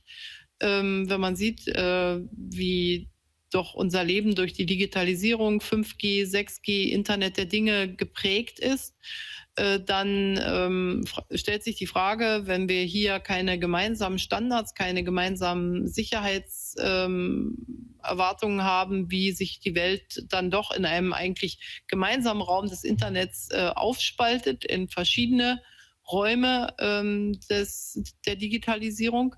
Und die europäische Position ist hier, oder die deutsche in Europa ist hier, dass wir versuchen, Mindeststandards oder Standards festzulegen, aber die Spannungen sind da und natürlich hat Europa auch berechtigte Kooperationsinteressen und Notwendigkeiten mit den Vereinigten Staaten von Amerika. Wir sind in der NATO zusammengeschlossen. Wir sehen, dass wir zum Teil auch Ort von Cyberangriffen und hybriden Maßnahmen sind. Gerade bei Russland gehört zur Verteidigungsstrategie diese hybride Kriegsführung dazu.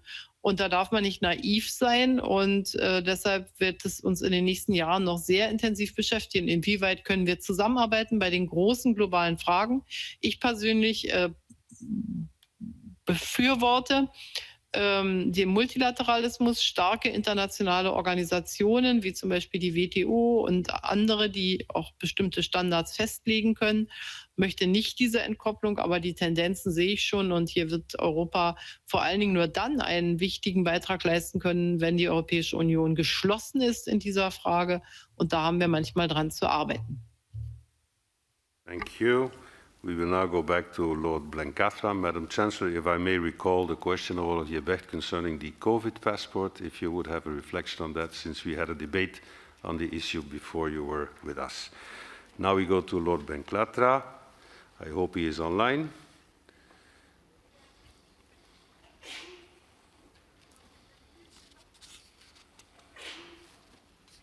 I don't. Okay, he's requesting to speak. I hope we are not hacked, Madam Chancellor. You never know.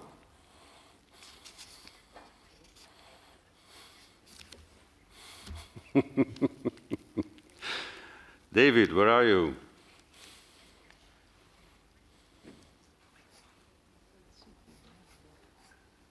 No? Obviously has a connection problem.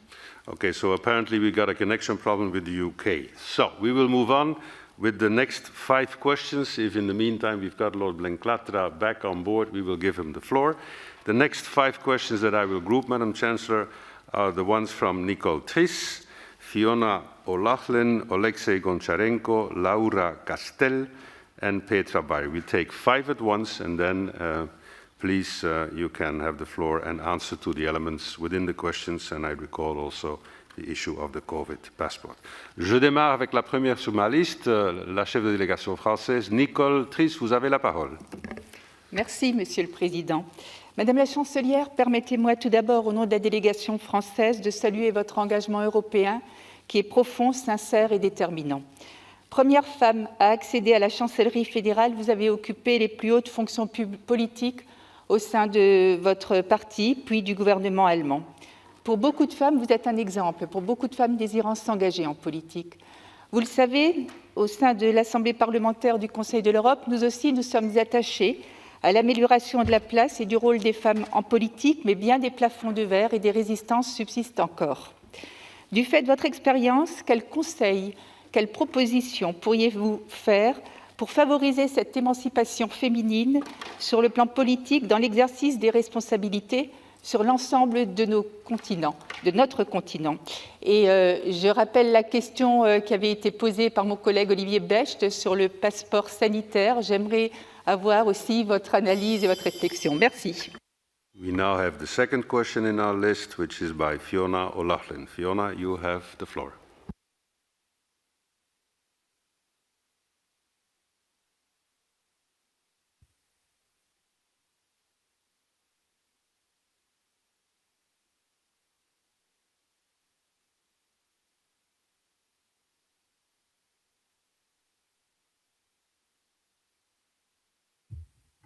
Go ahead, Fiona. Thank you. Thank you, President. And you're very welcome, Madam Chancellor. You've always been a true champion of democracy, of international cooperation, of hope and of solidarity. Your inspirational leadership played an absolutely crucial role in managing the European financial crisis and negotiating the stimulus package, which of course we will need more of post-COVID. I also want to acknowledge your compassion and humanitarian response to the migration crisis. You truly led the way in Europe. I share your concern that Turkey has withdrawn from the Istanbul Convention. There is no doubt that gender-based violence, which has no social, economic or geographical boundaries, is one of the most prominent human rights violations in the world. And sadly, we had another femicide in Dublin this week. Could you expand on what you think we need to do to tackle this and how we can, of course, support the victims of gender-based violence? Thank you, Madam Chancellor. Thank you, Fiona. We now go to our third question in this list, which is by Oleksiy Goncharenko. Oleksiy, you've got the floor. Kanzlerin Merkel, ich habe eine Frage, auf welche ich eine Antwort bekommen wollte. Ja oder nein? Ist Putin Mörder? Vielen Dank. Okay, so we go to our next question, which is by Laura Castel. Laura, está en la sala, tiene la palabra. Thank you, Madam Chancellor. Thank you for your speech. In Europe, the entry of the extreme right parties is altering the fragile human rights systems that has cost us so much to build and threatens the lower democratic standards. And I want to draw your attention on the infiltration of neo-Nazism ideology in the Spanish army. A few examples. We have Air Force members glorifying fascist regime and defending extermination of 26 million of Spaniards, and soldiers singing neo-Nazi songs in official facilities. In Spain, the head of the army is the head of a state, is the king. Therefore, there were no sanctions, no accountability. On the contrary, the tolerance is outrageous, and the government is minimizing the problem. With that situation in mind, I would like to ask you what inputs and suggestions could you give us according to similar situations happening in Germany? How did you address the issue in Germany? Thank you again, Madam Chancellor. Gracias. We now go to the fifth question in this list, which is by Petra Bayer. Petra, Sie haben das Wort. Schönen guten Vormittag, Frau Bundeskanzlerin. Joe Biden hat wahrscheinlich recht, wenn er sagt, die USA ist zurück auf der konstruktiven internationalen Bühne nach drücken wir es mal diplomatisch aus, 4 eher schwierigen Jahren. Und auch die Ankündigung, dass die US-amerikanische Außenpolitik geleitet sein soll von einer menschenrechtsbasierten Politik, gibt Hoffnung, finde ich, darauf, eine neue Achse, eine neue Allianz eine transatlantische Allianz zwischen den USA, Kanada und Europa in der Bewältigung sehr vieler internationalen Krisen zu schaffen. Ich denke da nur zum Beispiel an Myanmar, wo eine Militärjunta Kinder erschießt, vollkommen tollwütig. Ich denke aber auch an Brasilien, wo unter einer vollkommen unkontrollierten Covid-Politik ein stiller Genozid passiert an Indigenen. Aber ich denke auch an den IS und Boko Haram und andere Organisationen, die ihren Terror mittlerweile bis ins südliche Afrika ausgeweitet haben. Wie sehen Sie die Chancen für so eine neue transatlantische, menschenrechtsgeleitete Friedenspolitik?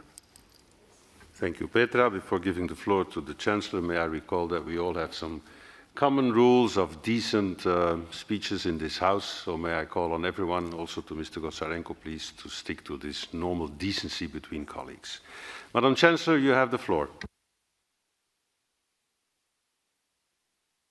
Ja, vielleicht zum Impfpass. Also die Europäische Union hat sich ja geeinigt darauf, dass wir national digitale Impfzertifikate entwickeln und dann ein Gateway, also eine Schnittstelle da ist, die kompatibel machen in der ganzen Europäischen Union. Wir haben nicht bisher diskutiert, wir haben uns mit den technischen Fragen auseinandergesetzt, aber nicht einheitliche europäische Standards, was die Rechte, die sich aus einem solchen Zertifikat ableiten, sind. Wir beginnen jetzt in Deutschland diese sehr spannende Diskussion, wie muss man im Blick auf die Impfungen dann Menschen behandeln, Bürger behandeln. Das ist sehr, sehr wichtig, auch unter der Pandemielage noch. Aber ich will einen Punkt machen, wir werden auch dieses sehr betrachten müssen unter dem Blickwinkel der Mutationen, weil wir die Impfstoffe ja ihre Wirksamkeit bei den bekannten Virentypen da ist, aber immer wenn Mutationen auftreten, ist natürlich die Gefahr da, siehe die brasilianische Mutante, dass auch Geimpfte vielleicht nicht so sicher sind vor der neuen Mutation und das wird uns noch viele Jahre beschäftigen. Und ansonsten gilt für uns auch als Grundbasis, wenn man es jetzt nicht digital sieht, erstmal der WHO-Impfpass, der, glaube ich, eine internationale Gültigkeit hat. 2 Fragen, die es gab zu den Frauen. Ich kann das nur noch mal unterstreichen. Gerade auch die Pandemie hat ja dazu geführt, dass Gewalt gegen Frauen noch mal wieder in einem ganz großen Umfang ein Thema bei uns ist. Wir müssen aufpassen, dass die Pandemie nicht eine Entwicklung ist, die letztlich vieles, was wir im Bereich der Gleichberechtigung erreicht haben, wieder uns zurückwirft, sowohl was Gewalt gegen Frauen im häuslichen Umfeld anbelangt, aber auch was die Emanzipation von Frauen insgesamt anbelangt, im beruflichen Bereich, bei der Kindererziehung. Und Deutschland wird darauf in den nächsten Jahren sicherlich ein besonderes Augenmerk richten. Und wir in Deutschland versuchen auch eben die Rechte der Frauen, wo immer es geht, zu stärken und vor allen Dingen auch die Schutzmöglichkeiten für Frauen, siehe Frauenhäuser, in besonderer Weise zu betrachten. Schutztelefone, wo Frauen auch sich melden können, wenn sie Gewalt ausgesetzt werden. Und gerade unter den Bedingungen der Pandemie ist überall diese Arbeit natürlich erschwert und wir versuchen hier Unterstützung zu geben, soweit wir können. Was Wladimir Putin anbelangt, so sage ich das mit meinen Worten, wenn es um Kritik geht an ihm, da halte ich nicht hinterm Berg, sage das auch in persönlichen Gesprächen und das ist meine Art mit diesem Phänomen, dass wir nicht mit allem, was in Russland passiert, im Blick auf die Menschenrechte einverstanden sind. Ich habe das Thema Alexei Nawalny genommen, aber ich könnte viele andere menschenrechtliche Fragen natürlich im Blick auf Russland hier auch nennen. Dann die Frage nach dem Neonazismus in der Armee. Auch wir haben solche Vorfälle gehabt in Deutschland.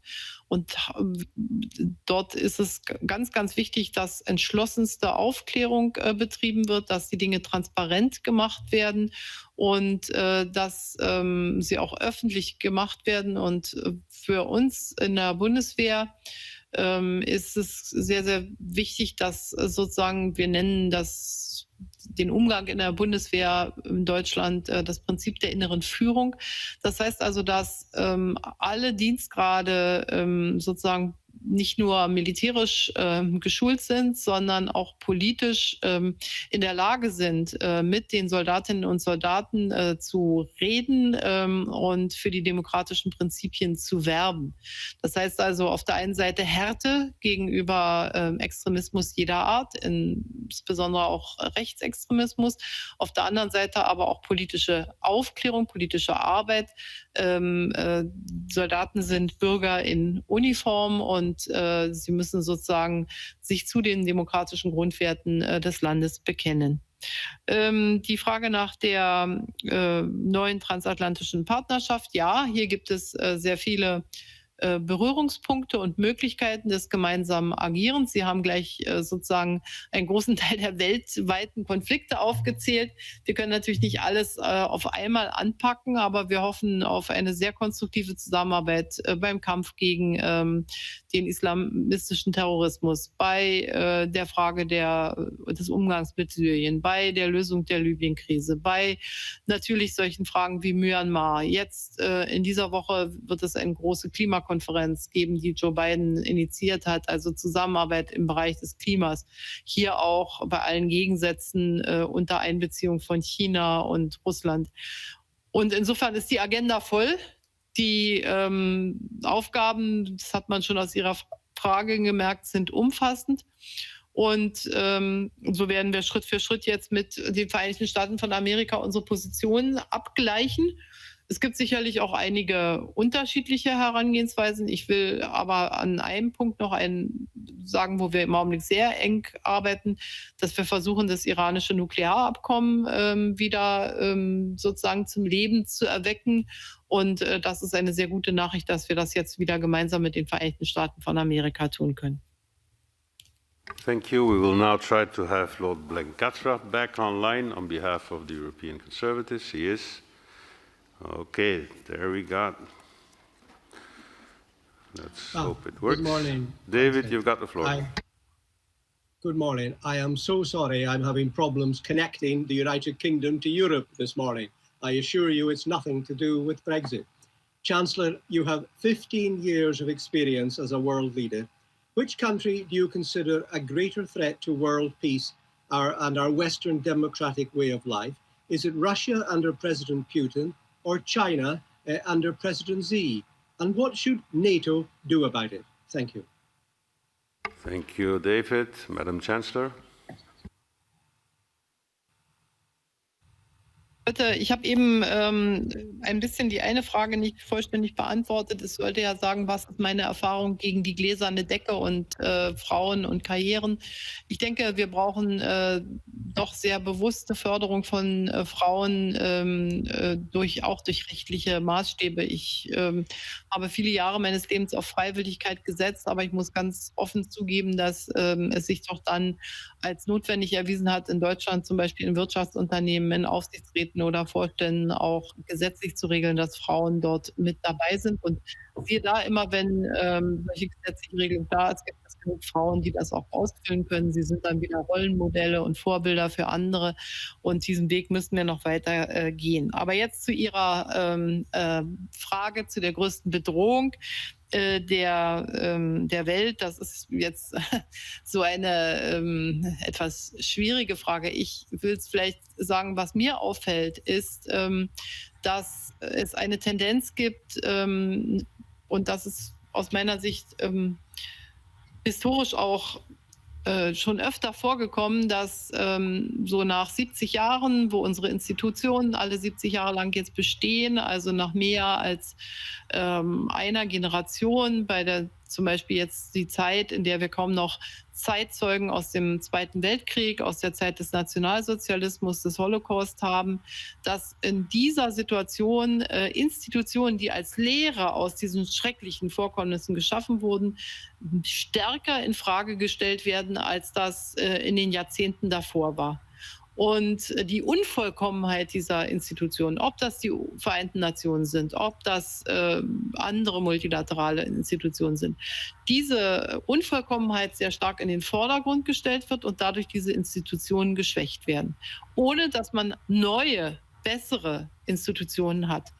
Und wenn überall die Orte in Frage gestellt werden, also der UN-Sicherheitsrat nicht besonders funktionsfähig ist, die Dinge der Vereinten Nationen nicht durchgesetzt werden, wenn wir immer mehr solche Phänomene haben, dass man an den Multilateralismus nicht mehr glaubt, dann, glaube ich, sind wir in der Gefahr, sozusagen erst einmal uns damit abzufinden, dass wir keine Pflicht haben, diplomatische Lösungen zu finden. Dann gibt es harsche Worte und aus den harschen Worten werden dann auch schnell provokative Aktionen wenn wir uns anschauen, wie es im südchinesischen Meer entlang geht, wie es in Taiwan und stattfindet. Und aus so etwas können dann auch wieder militärische Konflikte entstehen. Und deshalb glaube ich, leben wir in einer Zeit, in der wir jetzt ich bin ja auch schon die ältere Generation, aber die nach dem Zweiten Weltkrieg aufgewachsen sind, die sehr, sehr behutsam die damals gefundenen Institutionen schützen und pflegen sollten und nicht einfach wegwerfen sollten, weil wir ansonsten in einer Welt leben, in der sozusagen unverhofft und unbeabsichtigt Konflikte entstehen können, ohne dass wir die entsprechenden Lösungsmechanismen haben. So, und das ist etwas, was unsere Zeit im Augenblick gerade prägt. Und so schwer es also ist, ich bin jemand, der immer für diplomatische Versuche, für Gespräch, solange man im Gespräch ist, schießt man nicht aufeinander, eintritt. Und ich sehe in unserer Zeit an vielen Stellen so ein sich auseinanderbröseln, sicherlich unvollkommener, aber doch wichtiger Institutionen. Thank you, Madam Chancellor. We still have a little bit of time to our next 5, if we can squeeze it in there. 4 minutes. 4 minutes sharp. Okay, well, in that case, I'll only have 4 minutes or something like that. Okay, so then we will have 2 questions. The 2 in my list is Zolt Demet and Nina Kasimati. Okay. Zolt is in the room. Zolt, you have the floor. Make it short so that your colleague can have the second question. Thank you, Chancellor. Thank you, President. Madam Chancellor, greetings to you on behalf of Hungary, and congratulations to the German presidency, both in the European Union and in the Council of Europe as well. Hungary is going to take over the presidency from Germany. My question relates to the issue of national minorities. In this organization, we deal with national minorities, the 100 million in the Council of Europe, but the 50 million inside the European Union as well. You may be aware that the citizens' initiative called Minority Safe Pack was rejected by the von der Leyen Commission, which was a great surprise to many of us. It seems that the European Union turns down the issue of 50 million minority people inside the European Union. Do you see any chance that it can be reversed in the process probably of the future of Europe debate? Thank you very much for your attention. Thank you, Zolt. Our next speaker is not online. So, Madam Chancellor, you have your last question, and please elaborate on any issue that you wish to touch upon outside of the questions that have been put to you. You have the floor. Ja, also bei der letzten Frage bin ich nicht ganz genau über den Sachverhalt informiert. Ich meine, die Minderheitenpolitik ist eine ganz wichtige Politik. Und insofern bin ich überrascht, wenn die Europäische Union jetzt in dem Verdacht steht, dass sie Minderheiten nicht ernst nimmt. Aber es geht auch darum, wenn ich das so sagen darf, dass jedes Land verpflichtet ist, mit seinen Minderheiten sehr gut umzugehen. Minderheiten haben zum Teil besondere Rechte. So ist das in Deutschland ausgestaltet. Wir haben zum Beispiel die dänische Minderheit oder die sorbische Minderheit. Und so sollte es auch überall sein, damit Minderheiten sich auch in dem Land, in dem sie die Minderheit sind, gut aufgehoben fühlen. Aber ich werde mich nach diesem 50-Millionen-Projekt nochmal erkundigen. Das nehme ich Ihre Frage zum Anlass. Ja, ansonsten möchte ich Ihnen nur insgesamt danken. Ich meine, die Zahl der Fragen hat schon gezeigt, wie die Konflikte laufen. Wir haben jetzt keine russischen, türkischen, aserbaidschanischen Fragen gehabt. Aber ich habe ja die ganzen Konfliktherde genannt. Und ich bitte alle Mitglieder des Europarates einfach, schätzen Sie diese Institutionen, auch wenn sie zum Teil sehr, sehr grundsätzlich unterschiedlicher Auffassung sind in vielen Fragen. Es ist der Ort, an dem gesprochen wird. Es ist der Ort, an dem auch sehr unterschiedliche Positionen ausgetauscht werden. Allerdings muss man eben einfach sagen, es gibt unveräußerliche Menschenrechte und die sind individuell zugeordnet. Und jedes politische System, so unterschiedlich es das sein mag, ist aufgefordert, im Sinne des Grundgedankens des Gewissens Europas, so wie Herr Konrad Adenauer das gesagt hat, doch diese Werte ernst zu nehmen. Das ist das Band und deshalb gibt es ein Mindestmaß an Menschenrechten und ich finde es gut, dass Sie, die Sie da mutig im Europarat arbeiten, auch gerade in der Parlamentarischen Versammlung, darauf immer wieder hinweisen und da auch keine Kompromisse machen. Und insofern danke ich Ihnen allen für Ihre Arbeit. Thank you, Madam Merkel, for your words. We do believe in multilateralism. I hear a bit of, as a Belgian, of the Harmel doctrine. You keep on talking until you agree to solve problems. As I said in my introduction, I'd rather be on the side of the solutions instead of staying on the side of the problems. Thank you very, very much. You still have some time in your presidency. I see your ambassador down here. So probably, Rolf, I'll try find a way to sneak into Germany, although of the sanitary conditions. Who knows that we can still have some nice results, which you already have had on your presidency. Madam Merkel, thank you very, very much for having been with us. Unfortunately, not physically, but we do appreciate the message that you have decided to share with us, specifically on the value of this institution, which is on, again, the problem-solving side and not on the problem-creating side. Thank you very much, and who knows, maybe in the future we see each other physically.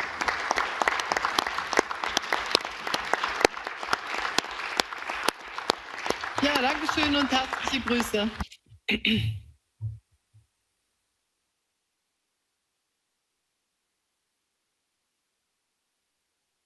Thank you, Tini. Can you come in front, since you're the rapporteur?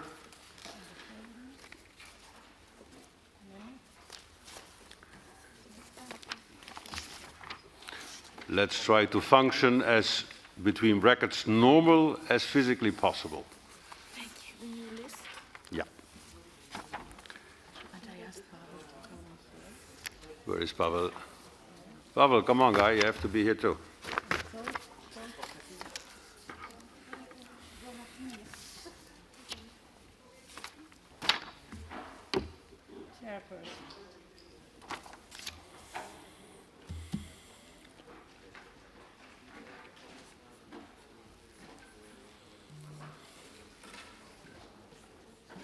Great, well done.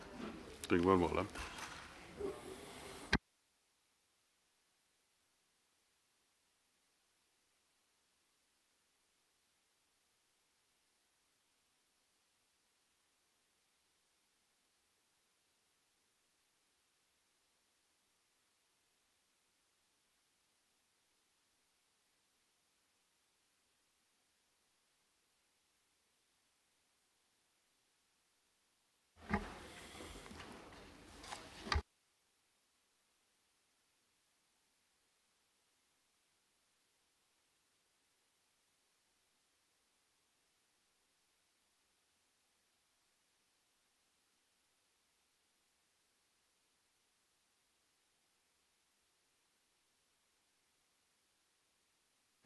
Okay, dear colleagues, now the next item of business this morning is the debate on the report with the title The Assembly's Vision on the Strategic Priorities for the Council.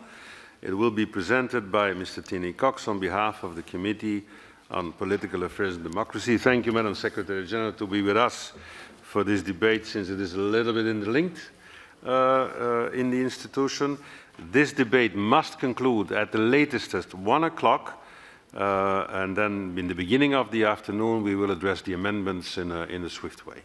So, I call on Mr. Cox-Tini, Rapporteur. You have 7 minutes to open the debate, and you will have a further 3 minutes to reply to debate at the end. And again, at 2 o'clock, we will head into the amendments. Tini, you have the floor.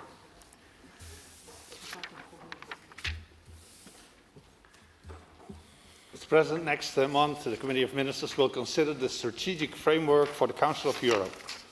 The Bureau decided at the proposal of you, Mr. President, that the Assembly should make its own contribution to this most important process. The Committee for Political Affairs and Democracy was asked to prepare in time a report on the Assembly's vision on the strategic priorities for the Council of Europe.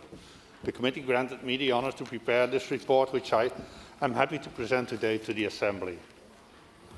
Mr. President, when preparing the report, I could make use of many recent reports of this Assembly, and I received important input, amongst others, from the Secretary-General, the Chairperson of the Committee of Ministers, Deputies, and several other ambassadors.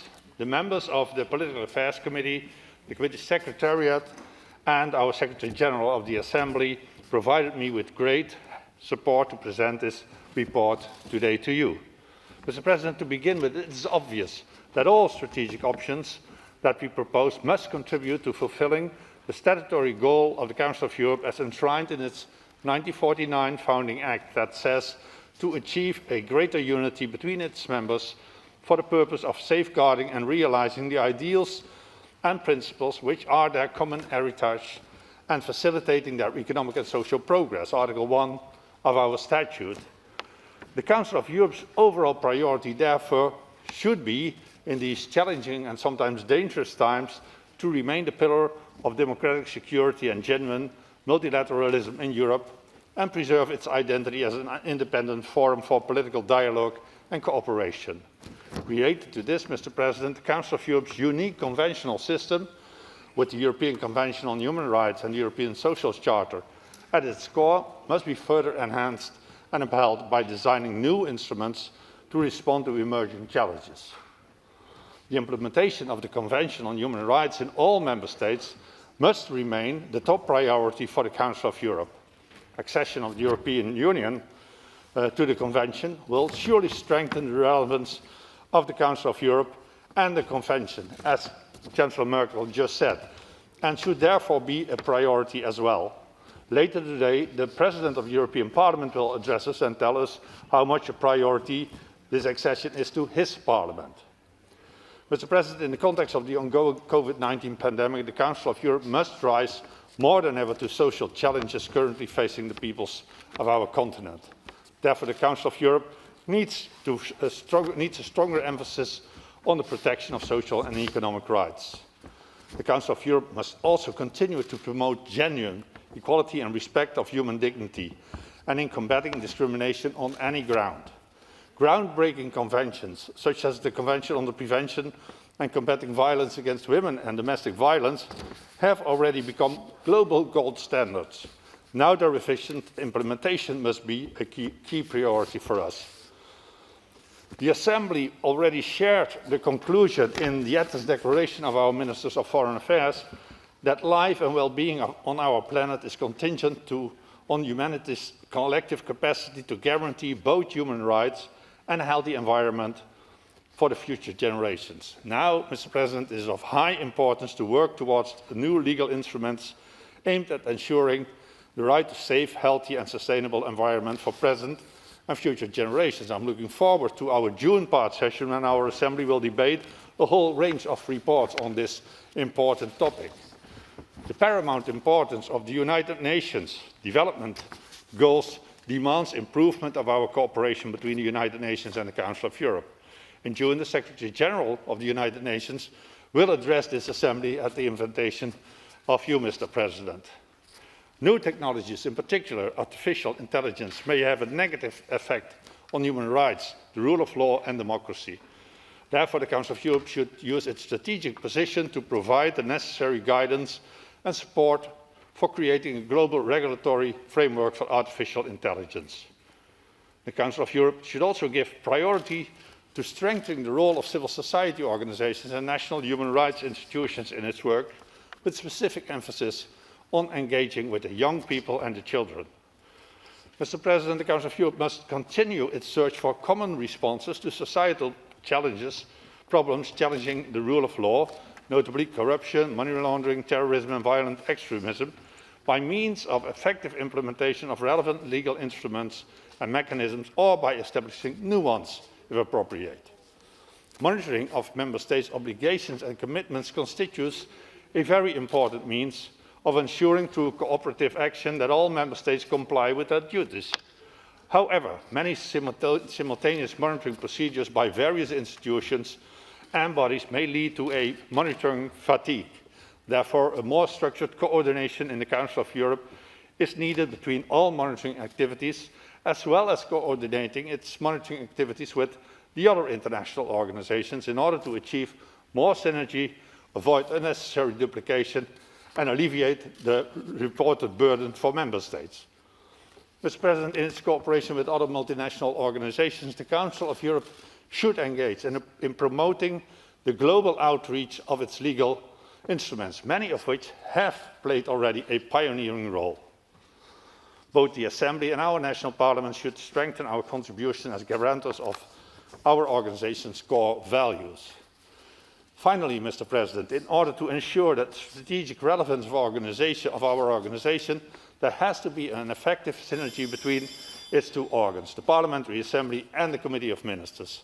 The new joint procedure, which allows the Assembly and the Committee of Ministers to act together in case of blatant violation by a member state of its obligations under the statute, may play an important role both in preventing and in finding ways to end or correct such violations. I'm most happy to hear Madam Merkel, the Chancellor of Germany, to recognize this new step forward.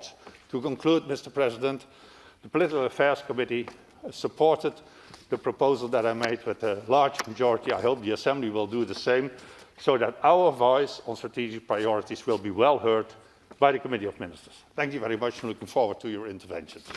Thank you, Tini. We now move into our speakers list. May I recall each and every one of you, you have maximum 3 minutes to intervene. On my speaker list, first on my list is Mr. Gonzarenko, who will be followed by George Lukaides remotely. Alexei, you got the floor, 3 minutes max. Dear colleagues, it's extremely important question, strategic priorities of the Council of Europe. Such important words. And now, just several minutes ago, Chancellor Merkel reminded us the words of Konrad Adenauer, who told that we are the consciousness of Europe, the Parliamentary Assembly of the Council of Europe and the Council of Europe in general, the consciousness of Europe. Such important words. And she said that many things changed, but this is something which will not change. In 50 years, but maybe we will not discuss the question of artificial intellect or some other question, which is a lot of words about them in the report of Mr. Cox. But there is no any word in the report, just one, about territorial integrity of member states, about sovereignty of member states, about peaceful resolution of conflicts in Europe. But we have wars in Europe. And I just want to remind you about this. It seems to me that many of us just forgot about this. I took with myself this flag. Just take a look at this flag. Mr. Gonzarenko, this is something which is not allowed in the Assembly. What's the problem? It's our national flag from our military men who are fighting for freedom and independence of Ukraine. May I ask you to stop? Just take a look. Just take a look at the flag. That's with shots in it. Because can someone please go? This is incredible.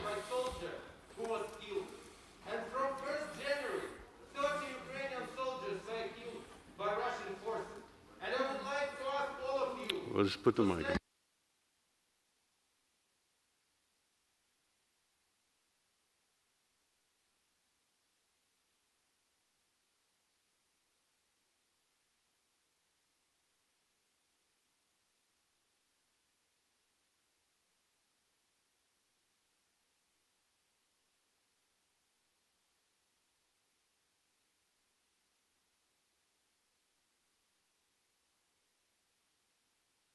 Okay, I would like you to stop now. Thank you. I would like you to stop now. Do not force me to ask you to leave the room. Thank you. Thank you. Okay, may I ask, please, to ask Mr. Gonzarenko to leave the room. It's enough. Please. Please, Mr. Gonzarenko. I will, please, Ms. Gonzarenko. Well, I will be extremely clear here. This is not the first time, Mr. Gonzarenko, that you, in an extreme way, abuse of the right of speech. I will refer this incident again to the Rules Committee. And I will be very clear, this is not the first time. This is a house of democracy. We treat each other with respect, and we try to solve problems instead of creating them, okay? So, you do not have the floor. You do not have the floor. Please sit down or leave the room. Please sit down or leave the room. You do not have the floor. You do not have the floor. May I ask? Okay, this is the last time you will have this kind of an incident under my presidency, Mr. Goncharenko. I refer you to the Rules Committee, and I will be extremely harsh on this situation, because this is not the first time that you do this in a very unacceptable way. We now move to the next speakers. Keep quiet, please. You do not have the floor. We go to our next speaker, which is George Loukaides. You have the floor. And Madam Secretary General, may I ask you to prepare a report on this incident? Good morning, Mr. President, dear colleagues. Allow me to thank our rapporteur, Mr. Tini Cox, for his excellent report. Despite Mr. Koncharenko already said, the Council of Europe, dear colleagues, has been a strong pillar in safeguarding democracy and fundamental human rights and freedoms through international cooperation for the last 7 decades. There is a growing need, though, for the Council of Europe to further enhance its relevance in promoting peace through multilateralism. Stepping up efforts to respond to the multifaceted challenges facing today's world, and more particularly these pertaining to human rights and the rule of law, should remain at the forefront of our concerns. As a treaty-based organization, Council of Europe key conventions, when translated into national legislation, can form the basis for the implementation of targeted policies, providing better protection and guarantees for different vulnerable groups that are often victims of multiple discrimination. Moreover, pressing challenges such as the pandemic, climate change, and the growing democratic deficit in many member states call for a prompt, collective, and effective responses. Further enhancing coordination and deepening the institutional dialogue already in place between the Committee of Ministers and the PACE must continue to be a priority. In this respect, we commend Mr. Cox's invaluable contribution for the creation and adoption of the joint procedure mechanism. Regarding the need for new, more agile and proactive instruments to address emerging global challenges, we welcome the 4-year strategic action plan aimed at ensuring the political relevance and efficiency of the Council of Europe in the years to come. Member States' financial contribution is critical for the proper functioning of the organization. Obviously, the Council of Europe cannot invest in democratic security and supervise the implementation of conventions through its specialized monitoring bodies without adequate means. Equally important is the protection of citizens' social and economic rights, as enshrined in the European Social Charter, even more so in light of the ongoing pandemic and its unprecedented consequences. We also strongly support the accession of the European Union to the European Convention of Human Rights, which will enhance the role of the Council of Europe and multilateralism. Finally, the Council of Europe must aim at the greater participation of civil society, human rights institutions, activists and NGOs in all its activities, and encourage a more active role for national parliaments. It is crucial for our organization to uphold its statutory independence, its credibility, and its unique expertise in promoting European values and principles, and our common vision for a more democratic, safe, and inclusive society. Thank you. Thank you very much. We now have Selin Sayek for Social Group. Selin, you have the floor.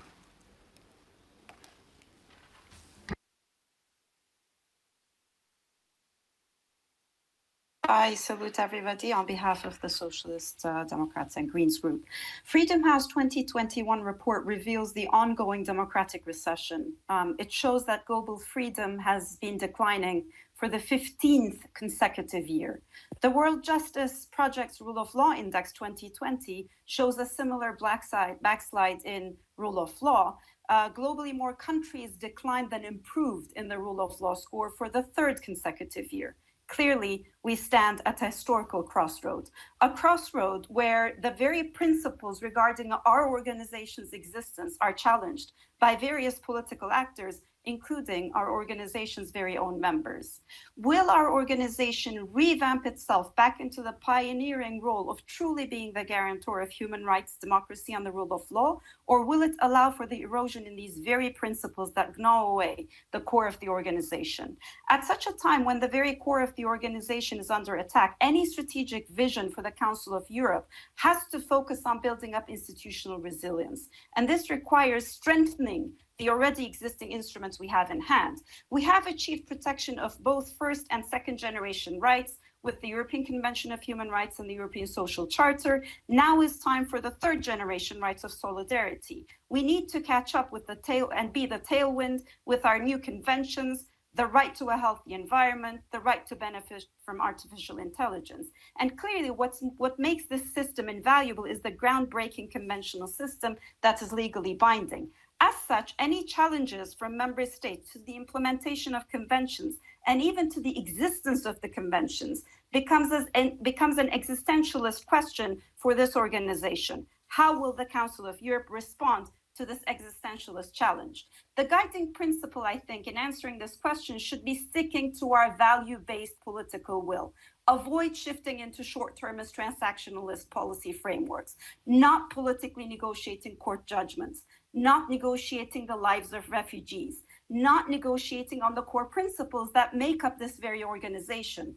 Avoid corruption, which feeds transactionalism. These and ensuring the existing base of expertise and knowledge translates into actions has to be a core part of our strategic priorities. For example, how do we get the Venice Commission involved in protecting democracy and rule of law when member states unconstitutionally start withdrawing from human rights conventions? Ultimately, any strategic vision should be aimed to unite around our principles, not lose members, through constructive dialogue to achieve binding outcomes from conventions without hindering national sovereignty. Clearly, it is us who gives the flesh and blood to the institution, as individual representatives, as national delegations, as political groups. Therefore, it is upon us to call for all Democrats of the world to unite at a time when the rise of authoritarianism is gnawing up our very own organization. Thank you. Thank you, Céline. We now have as our next speaker on behalf of BPP, Marie-Christine Dalloz, qui est dans la chambre. Marie-Christine, vous avez la parole. Monsieur le Président, Monsieur le rapporteur, mes chers collègues. Monsieur le rapporteur, le rapport que vous présentez est d'une grande importance puisqu'il constitue la contribution de l'Assemblée parlementaire à la prochaine session ministérielle du Comité des ministres prévue en mai 2021, au cours de laquelle les ministres devraient examiner le cadre stratégique du Conseil de l'Europe fondé sur les propositions de la secrétaire générale. En tant qu'organe statutaire rassemblant les représentants de tous les parlements nationaux des États membres et reflétant toutes les opinions politiques, y compris les oppositions, l'Assemblée parlementaire se doit de contribuer à la réflexion en cours sur les priorités stratégiques du Conseil de l'Europe. Les priorités stratégiques devront prioritairement contribuer à défendre le socle des valeurs historiques de la Convention européenne des droits de l'homme. Comme vous le rappelez, le Conseil de l'Europe est la plus grande organisation européenne puisqu'elle rassemble tous les États européens à l'exception du Bélarus et du Saint-Siège. Tous les États membres s'étant engagés à respecter la Convention européenne des droits de l'homme, il incombe prioritairement au Conseil de l'Europe de continuer à s'assurer de sa mise en œuvre au sein de chaque pays en veillant à rester le garant des 4 piliers que sont les droits humains, l'état de droit, l'indépendance de la justice et la sécurité démocratique.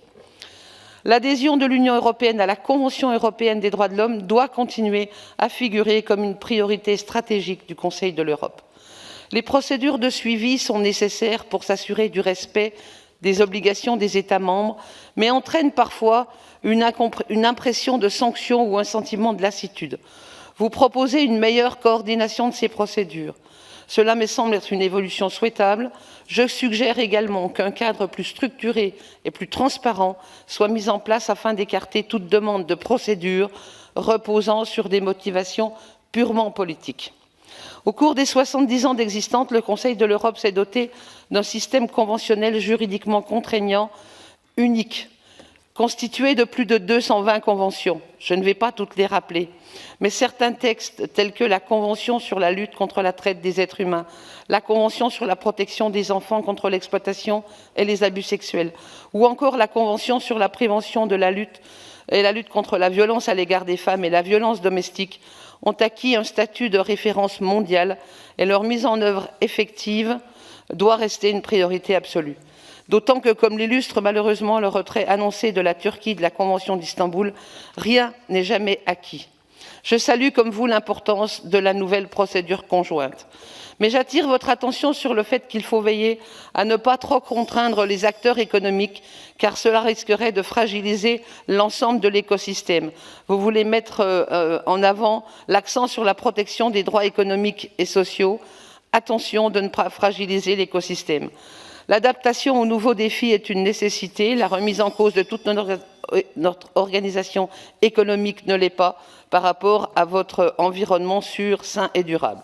Je me réjouis lorsque vous estimez que le Conseil de l'Europe occupe une position stratégique pour créer un cadre réglementaire mondial pour l'intelligence artificielle.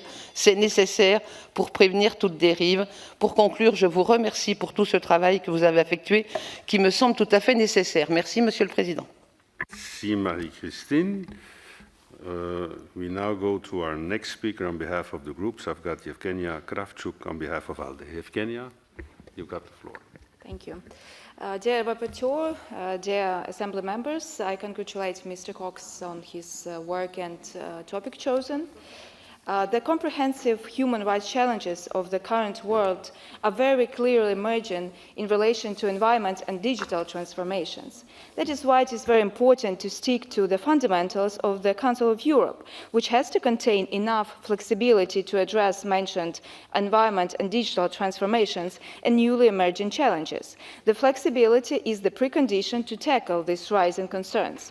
As the rapporteur correctly states under the scope of the report, the Assembly performs as political driving force of the Council of Europe.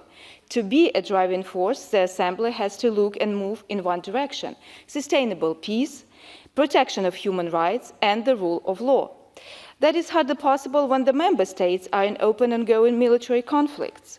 In this counterbalance, the pace receives the growing added value, and this role has to be acknowledged more than before. Over 800 million of citizens of the Council of Europe are now undergoing the non-precedented restrictions caused by the pandemics. This is the momentum to open Assembly's eyes and ears as wide as possible to prevent unsolicited cuts of human rights and freedoms. That is the edge entailing the global informational order, which is highly recommended to articulate at this plenary. We all have to contribute to ensure that the Assembly remains the pillar of democratic security and successful and effective multilateralism in Europe, as well as the cornerstone of the European political architecture. The starting point for this shall be making more than 220 legally binding instruments with the European Convention on Human Rights and the European Social Charter be obligatory and fully implemented by all the Member States. Thank you. Thank you, Yevgenia. We now move to the list. First on my list, I have Marietta Karamanli, who will be followed by Alain Milon. Marietta, vous avez la parole.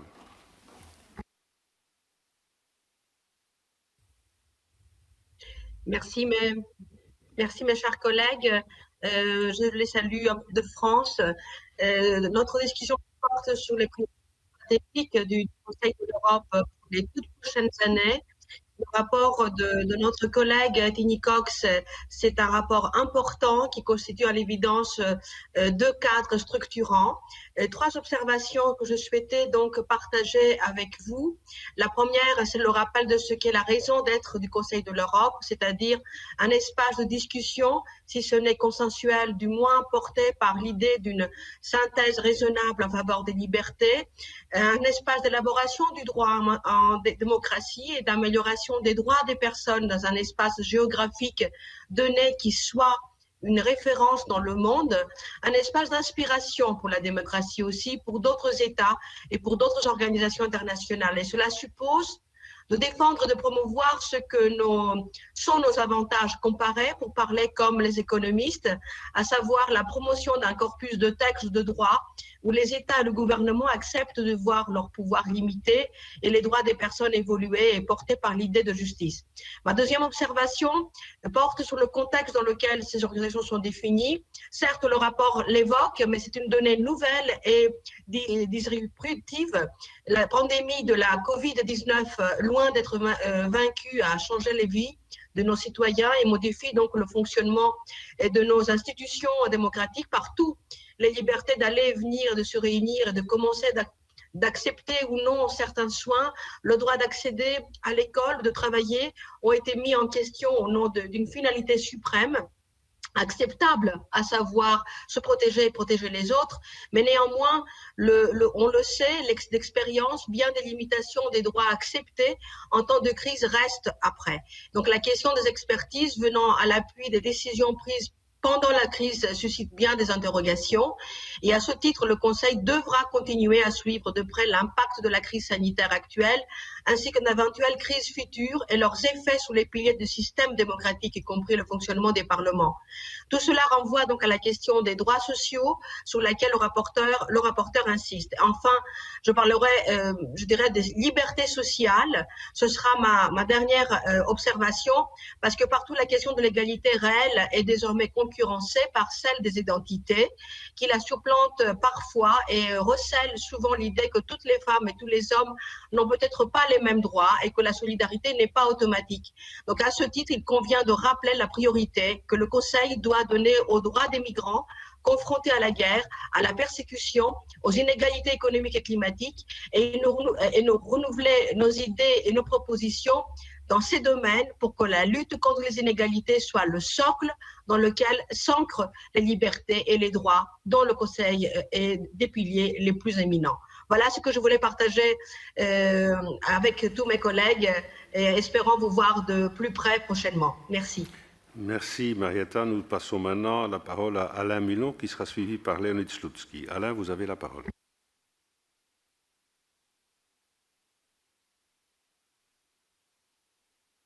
Oui, merci, Monsieur le Président.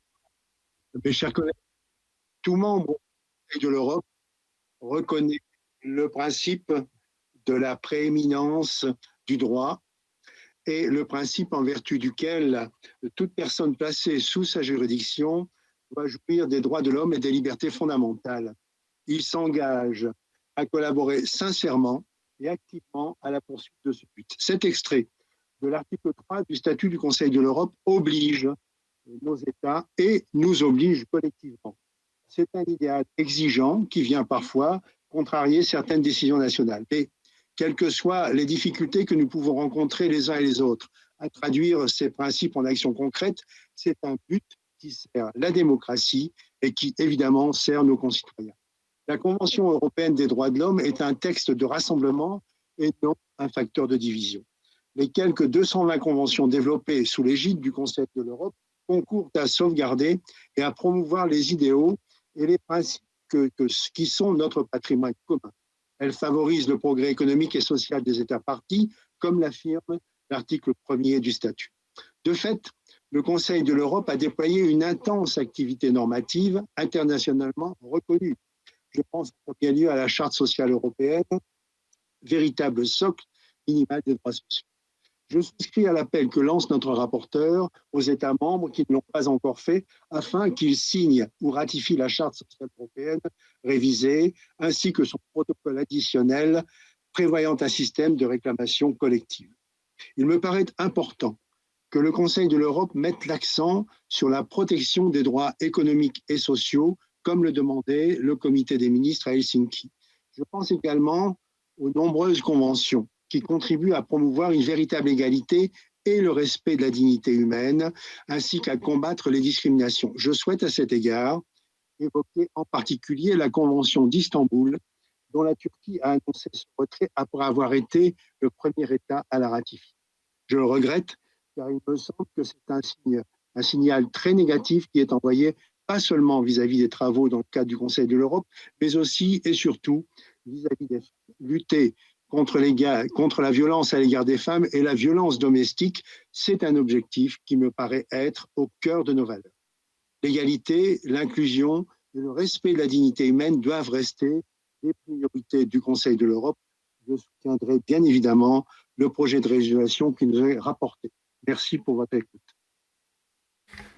Merci Alain. Nous passons maintenant à M. Leonid Slutsky. Leonid, vous avez la parole.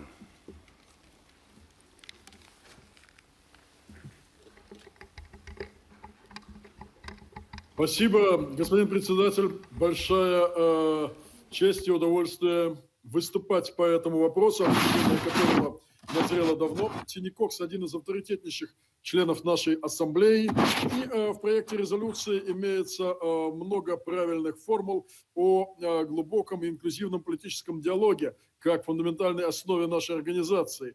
Мультилатерализм, демократическая безопасность. Но вместе с тем наша ассамблея еще есть над чем работать.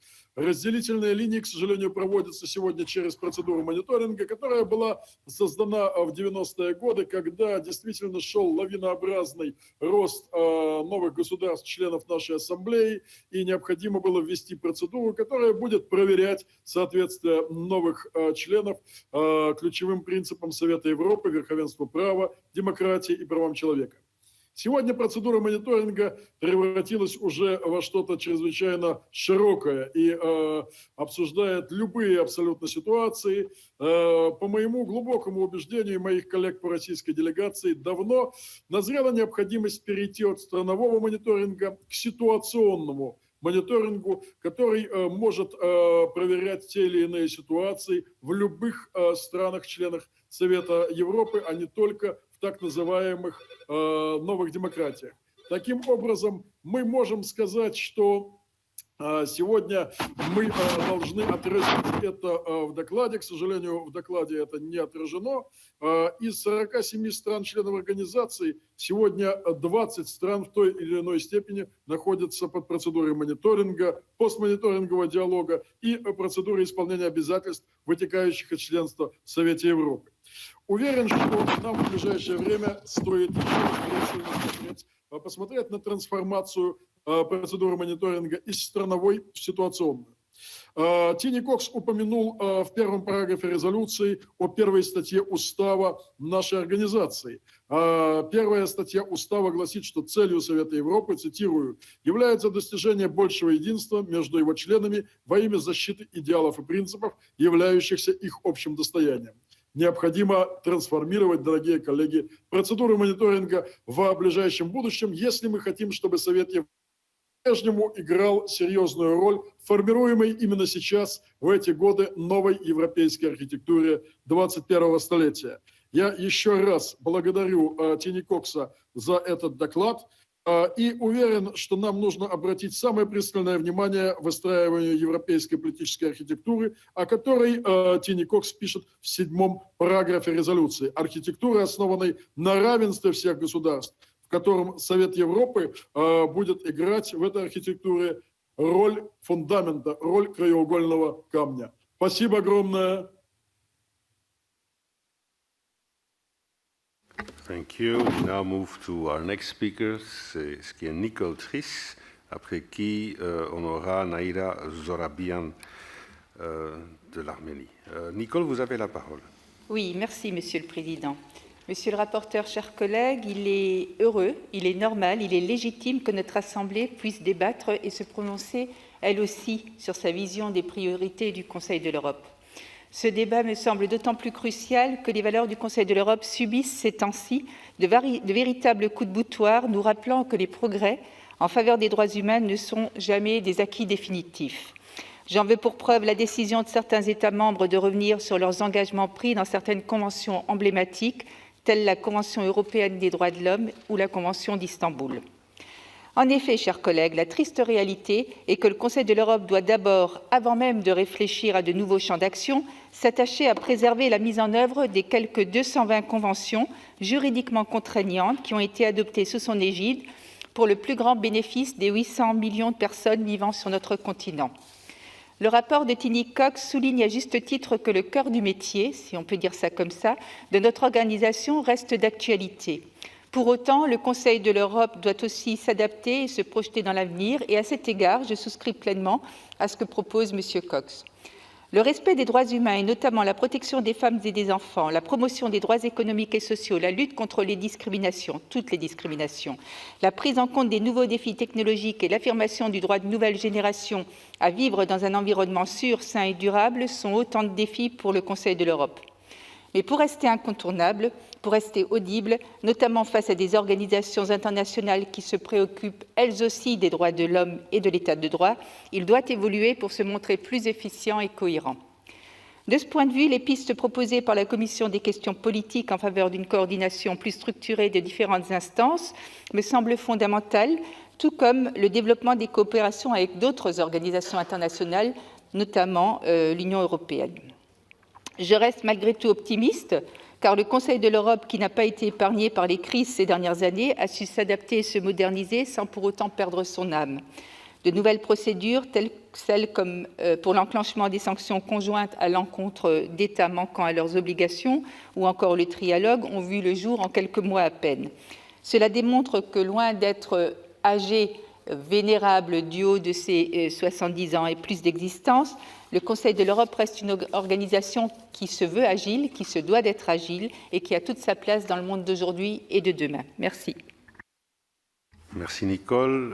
We now go to Naira Zorabian. I think Naira is in the room. Naira, you have the floor.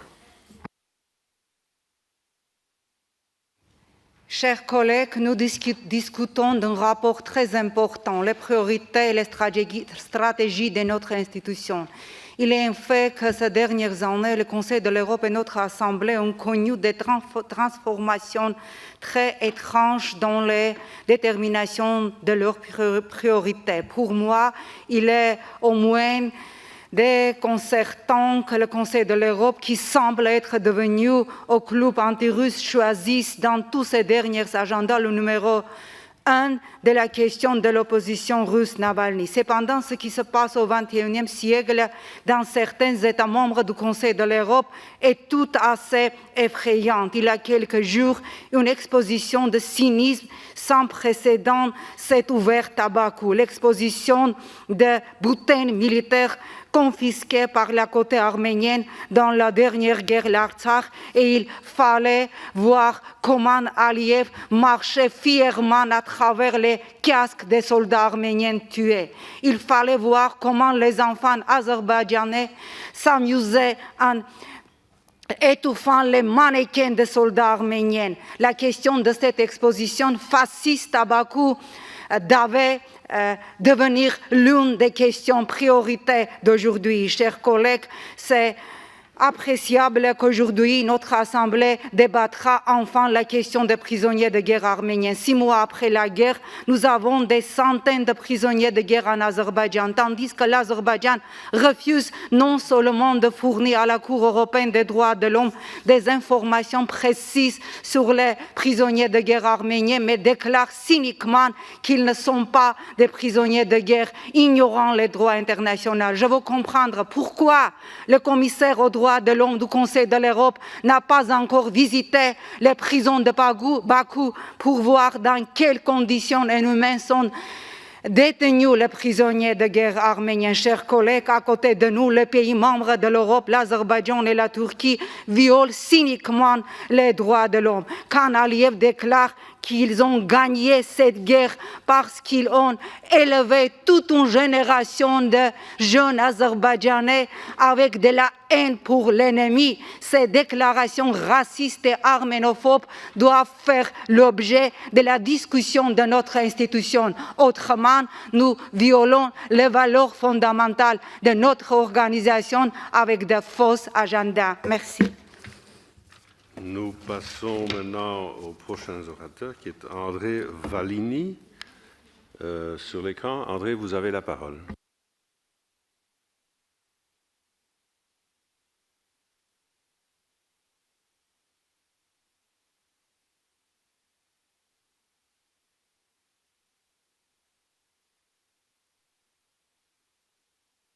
Monsieur le Président, Mes chers collègues, le rapport de notre collègue Tini Knox s'inscrit dans le prolongement de nos travaux et souligne les nombreux enjeux auxquels le Conseil de l'Europe est aujourd'hui confronté.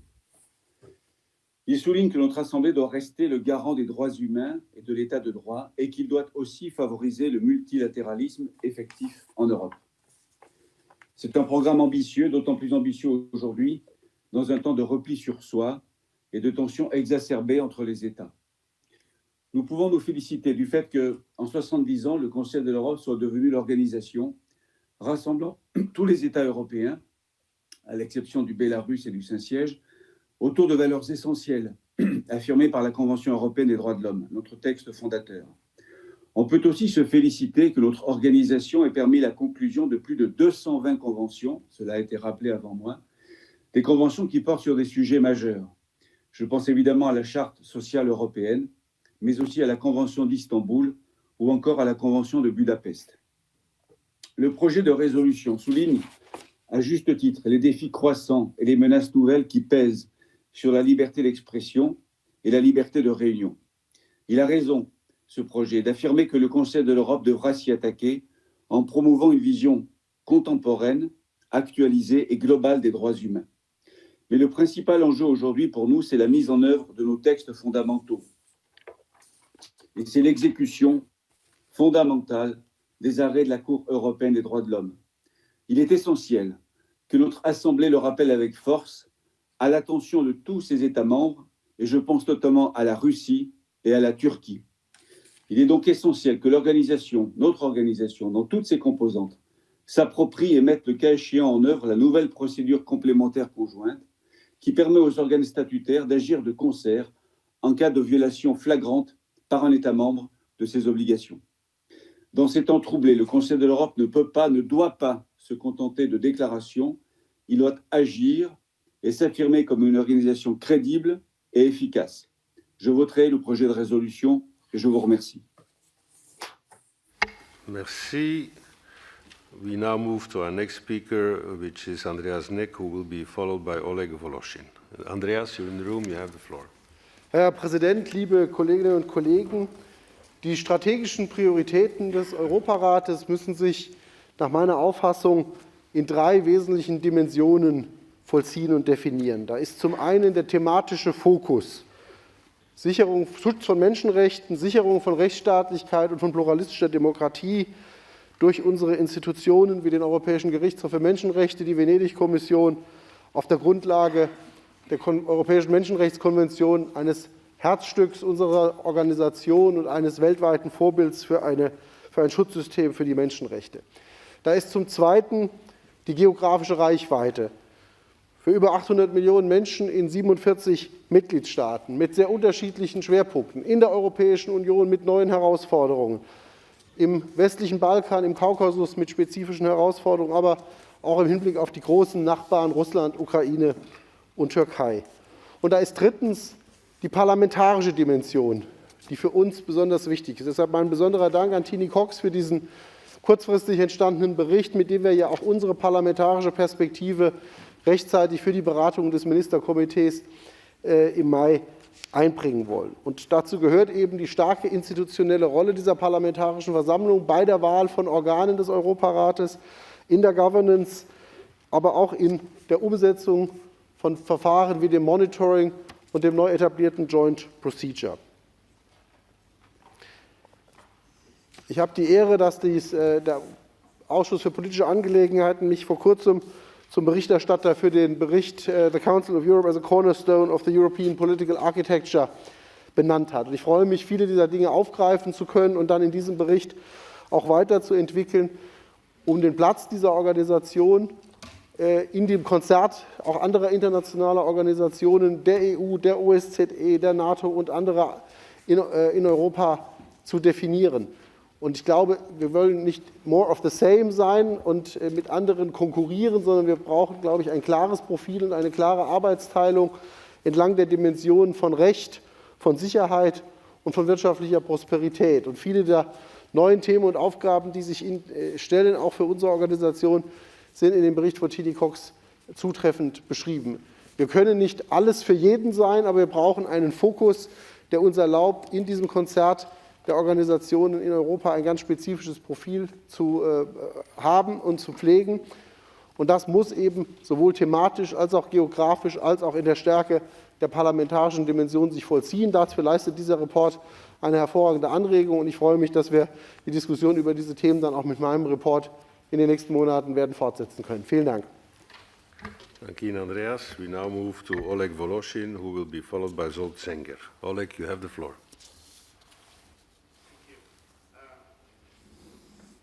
Gentlemen, first I would surely, as a representative of the Ukrainian parliament, I would like to apologize to all of you for this disgraceful performance, of buffoonery that we unfortunately saw just recently executed by one of my colleagues. As a patriot of my country, I just don't want you to judge of Ukraine by this really disgraceful situation. Ukrainian parliament is definitely not a circus. Unfortunately, we just have some clowns in there. Could you put on your mask, please? Thank you for the remark. I would like to comment on the swift and very appropriate reaction of Rick Dance on this situation. I really believe that this kind of behavior is unacceptable in this assembly, and I assure you that most of the vast majority of Ukrainians are polite, well-managed, and really European people who do respect the rules. Now about the report. Really a brilliant report, very modern, and even the language of the report, I think everyone agrees with that, shows that Mr. Tinikox understood the principal things that the assembly should move ahead together with the world developing around it. And definitely this plenary, this assembly should be a place for reconciliation and for inclusive dialogue, and not a place for the fighting between the countries and for continuation of the confrontation. This place was established by the great predecessors of us in order to help nations to come together, not to deepen the gap between them, not to deepen the conflicts between them. And that's what I do stand and what a large part of Ukrainians do stand. The only remark I would like to make is possibly there should be more focus on the defense of such a basic principle, basic European value as the freedom of press. As you might know, on the 2nd of February this year, Ukraine made a very disgraceful precedent. We became the first state which imposed sanctions on its own citizens. With these, Ukrainian citizens were deprived of the right to fair trial. So instead of and 3 TV stations, 112, News 1, and they were silenced with one presidential decree upon the decision of National Security Council, citing the security concerns. But we all know that all dictatorships do always cite the security concerns when they do want to silence the freedom of press. So I think that this situation should be well addressed by our assembly, and it should become a real part of the dialogue with the Ukrainian government, because the conflict with Russia is no justification for any silence of the freedom of press. In general, I fully agree with the recommendations of the report and of the resolution, and I would like again to stress that the constructive majority of Ukrainian parliament really believes that this assembly is for dialogue, not for conflicts. Thank you. Thank you. We now move to our next speaker, who is Zsolt Zenger. Zsolt, in the room, I suppose. Zsolt, you've got the floor, who will be followed by Ahmed Yildiz. Zsolt. Thank you for the floor, Mr. President. Dear colleagues, first of all, I would like to congratulate to the rapporteur for his excellent job. The common reflections on the longer-term mission of the Council of Europe based on the Secretary General's strategic framework is timely and important. By keeping our political and institutional independence, the continuation of the good cooperation and constructive dialogue between the statutory organs of the organization is essential for the effective functioning of the Council of Europe and for its strategic relevance. The Council of Europe must continue delivering on its core mandate and traditional tasks, for example, the protection of the rights of the national minorities, while reacting to new and evolving challenges as well, such as the emergence of new technologies or climate change.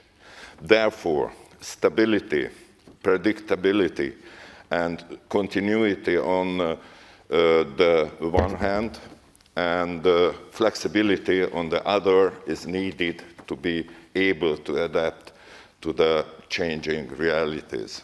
The creation of a new complementary joint procedure as a last resort instrument was an important step in the framework of solving the institutional crisis of the organization.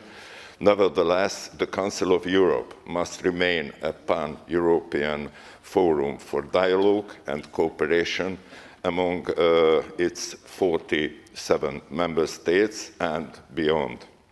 The Council of Europe's strength lies in its ability to promote dialogue and cooperation. Thank you for your kind attention. Thank you, Zsolt. We now move to Ahmed Yildiz, who will be followed by Dara Kalyari. Ahmed, in the room, you have the floor. Thank you, Mr. President.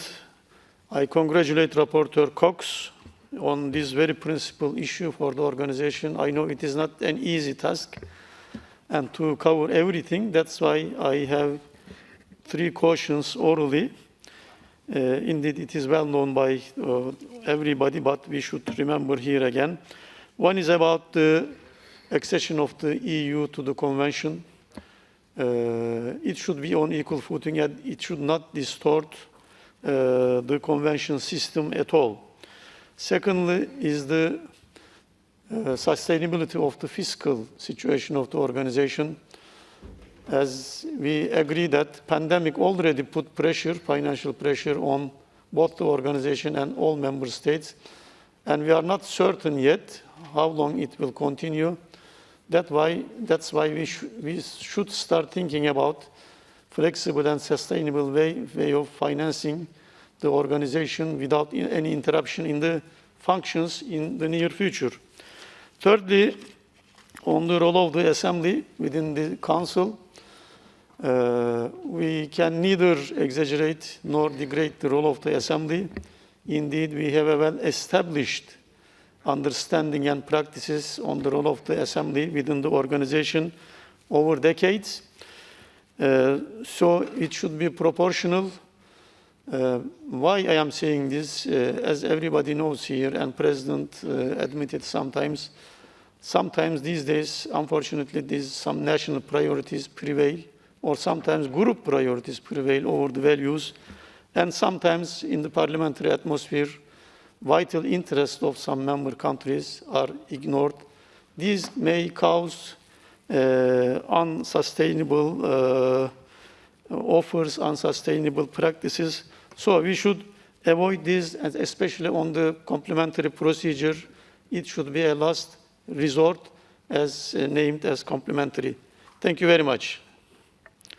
Thank you, Ahmed. We now go to Dara Kalyari, who will be followed by Samad Zaidov. Dara, remotely, you have the floor.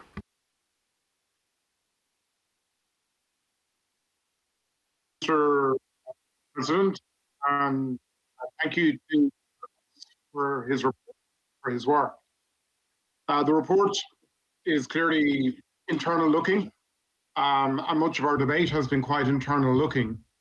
But for us to protect the Council and protect the role of the Council, we must engage with young people across the Council's member states.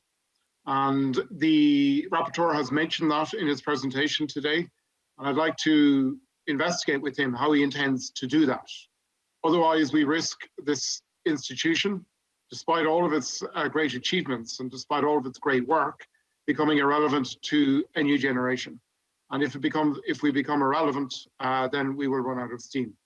So I think as we look at this report and as we go to the ministers' meeting, we should challenge ourselves on how we engage and how we engage with younger members and younger citizens who are more engaged in our agenda and more engaged in the issues of the agenda of the Council of Europe outside political structures than they are within political structures. And I think as a Council and as an Assembly, we must try and merge the both. Thank you very much, President. Thank you very much. We now move to Samad Zaidov, who will be followed by Alexander Mereshko. Samad, you have the.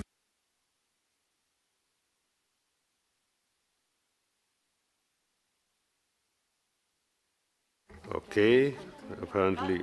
He's not. Okay, Samad, are you on board? There we go. You have the. Thank you very much, Mr. President.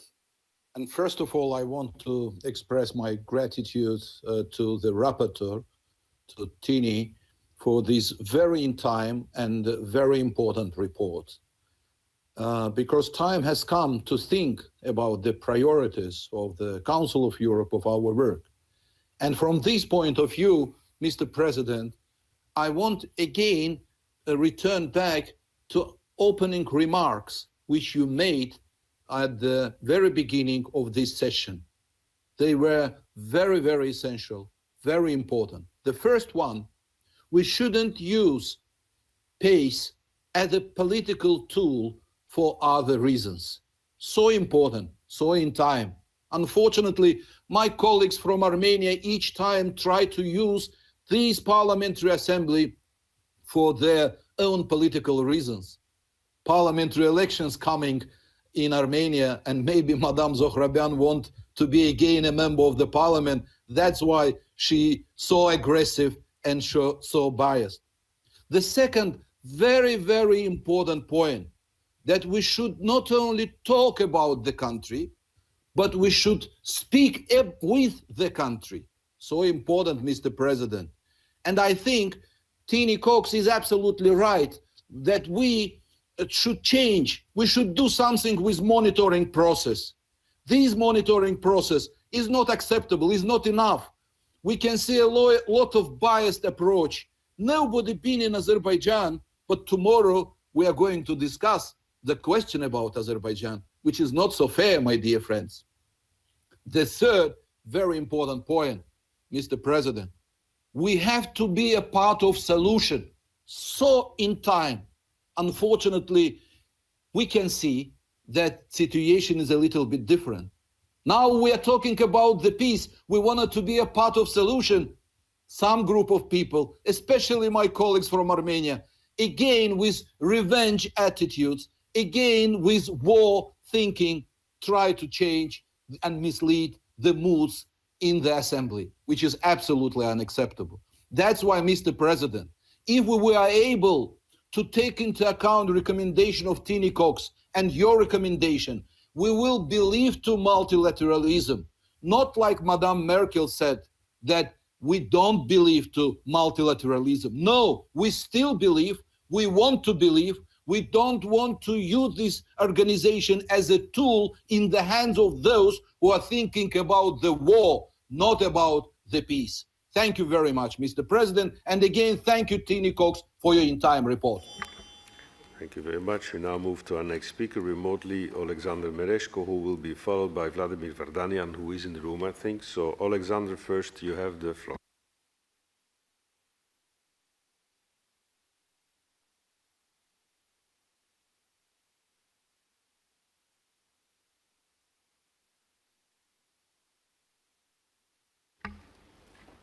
Alexander, you have the floor. Thank you. Thank you, Mr. President. Talking about strategic priorities of the Council of Europe, we should take into consideration two important factors, two important things. First of all, real, not abstract problems we face. Second, concrete solutions to these problems. What are these problems? I'll take a risk to single out them. First of all, non-implementation by some member states of the decisions given by the European Court of Human Rights. What can be a solution to this acute problem? I think such a solution can be a strict policy on the part of the Council of Europe with regard to the violators. Non-implementation of the decisions by the European Court of Human Rights cannot be tolerated anymore. And each violator should be faced with a dilemma, either to leave our organization or to strictly implement decisions of the European Court of Human Rights. Second problem, which I view, is extraterritorial effect of human rights violations. in other non-European regions. For example, we hear time and again about acts of genocide committed or crimes against humanity committed beyond Europe. Such crimes are crimes against the whole humanity, not only against people of these countries. And we should not ignore such crimes. We should develop specific special mechanisms allowing us to address these crimes. Third problem is prevention of wars, leading to massive violations of a basic human right to life. I understand that our organization is not about preventing wars. It's not about security, but we should take into consideration the fact that war leads to massive violation of human rights. And again, we should also try to find solution to this problem. And finally, the problem related to the police brutality, the problem of unjustified and excessive use of force by police. I believe that to solve this problem, we need to develop a special convention. Unfortunately, I haven't found these problems and solutions to these problems in the current report. Nevertheless, I hope that these problems will be addressed in the future. Thank you. Thank you, Alexander. And we now move to Vladimir Vardanian, who I believe is in the room.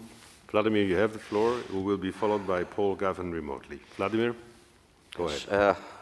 Honorable Mr. President, honorable colleagues, dear ladies and gentlemen. First of all, let me congratulate Tini Cox for this excellent report. It's quite important to have the document which actually shaped the strategic priorities for our organization for upcoming years. And it is quite important that we have in this document also the current challenges this organization faces.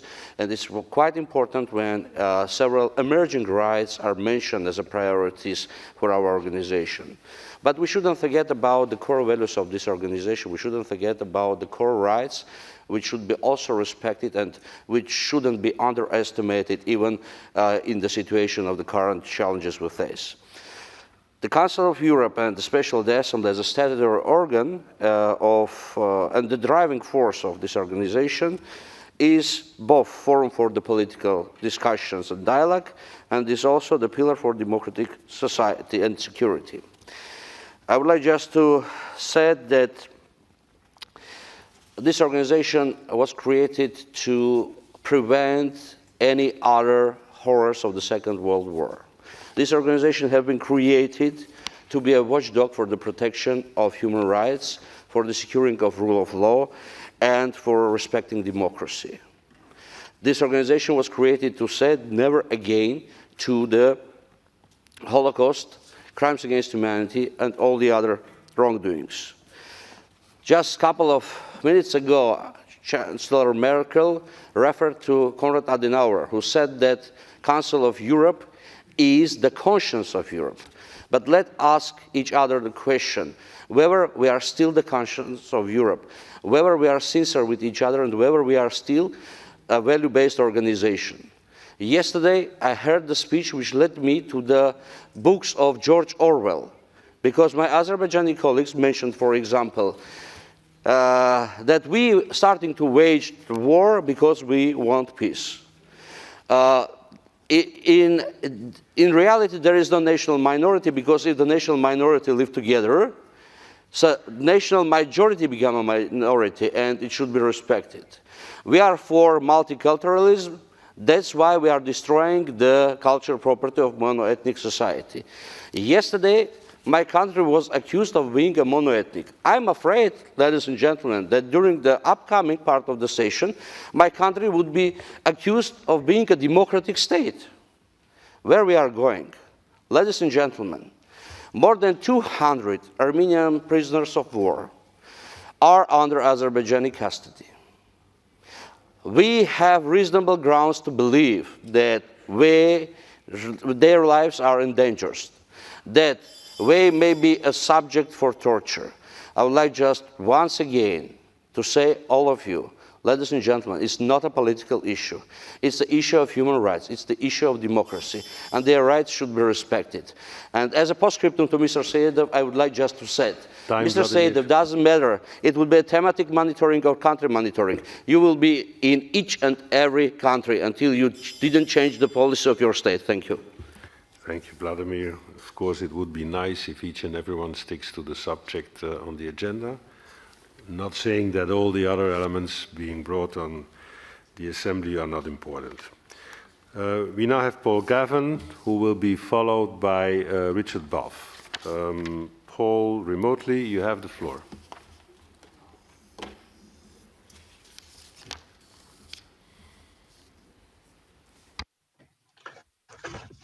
Thank you, Mr. President. I want to begin just by condemning the antics of Mr. Goncharenko earlier in this debate. The last thing we need is a return to the politics of the 1930s. I want to offer my full support for this excellent report and congratulate Rapporteur Tini Cox. The resolution sets out key priority issues that are of strategic importance to the Council of Europe and deserves careful consideration by every delegate attending this assembly.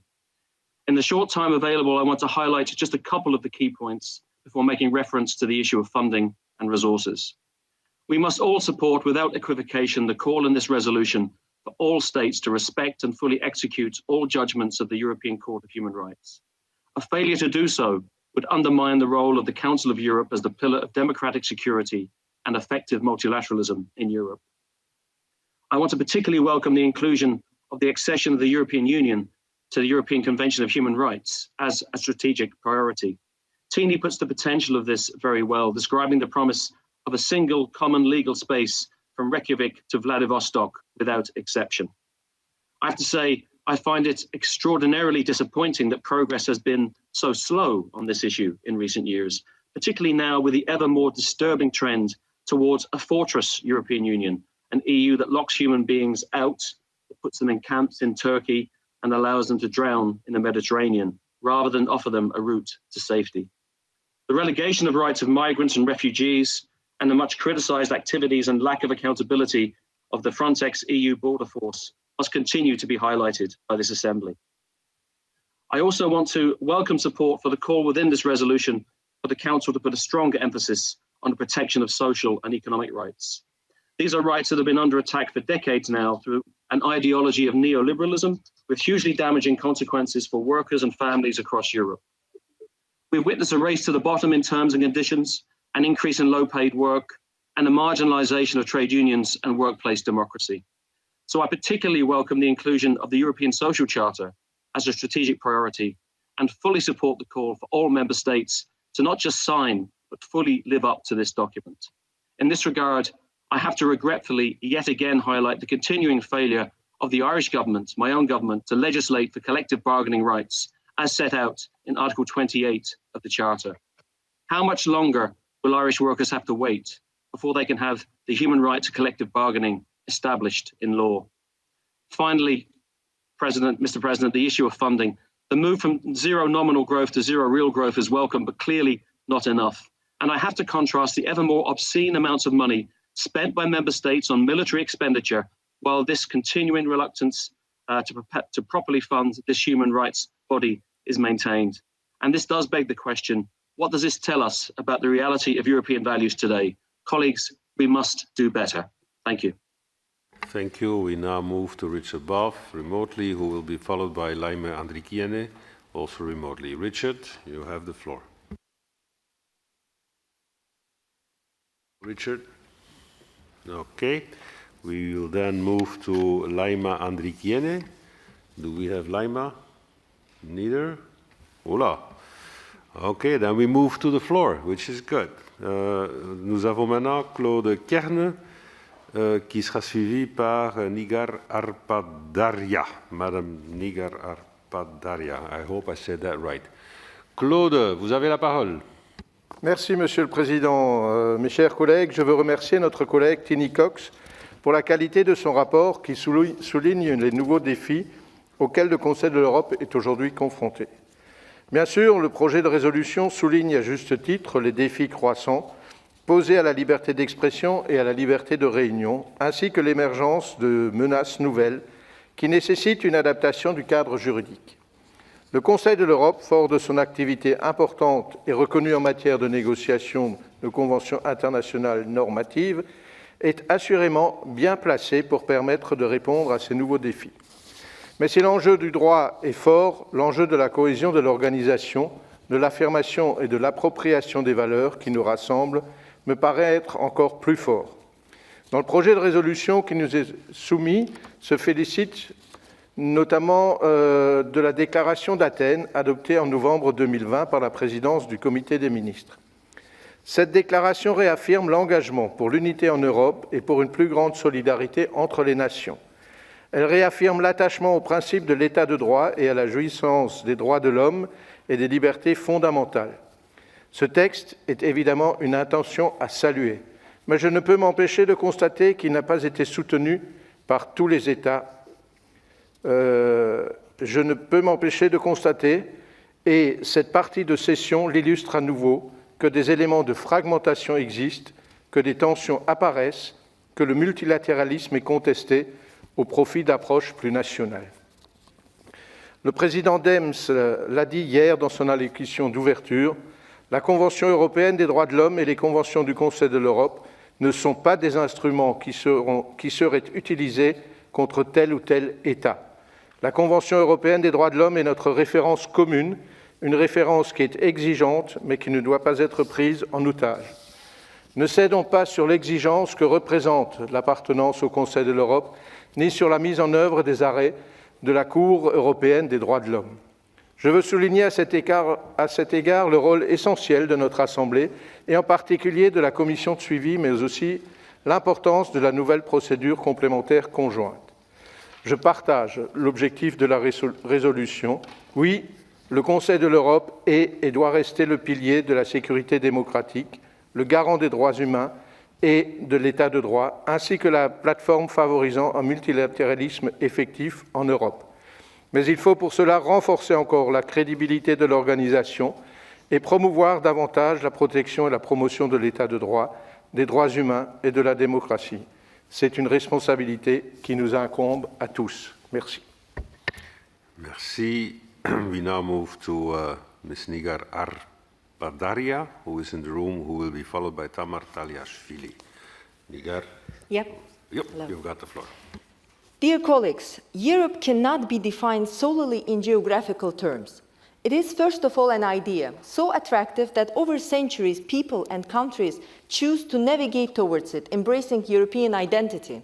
Today, Europe is a civilizational and cultural contrast that expanded well beyond the natural borders of European peninsula, of Eurasian continent over the last centuries.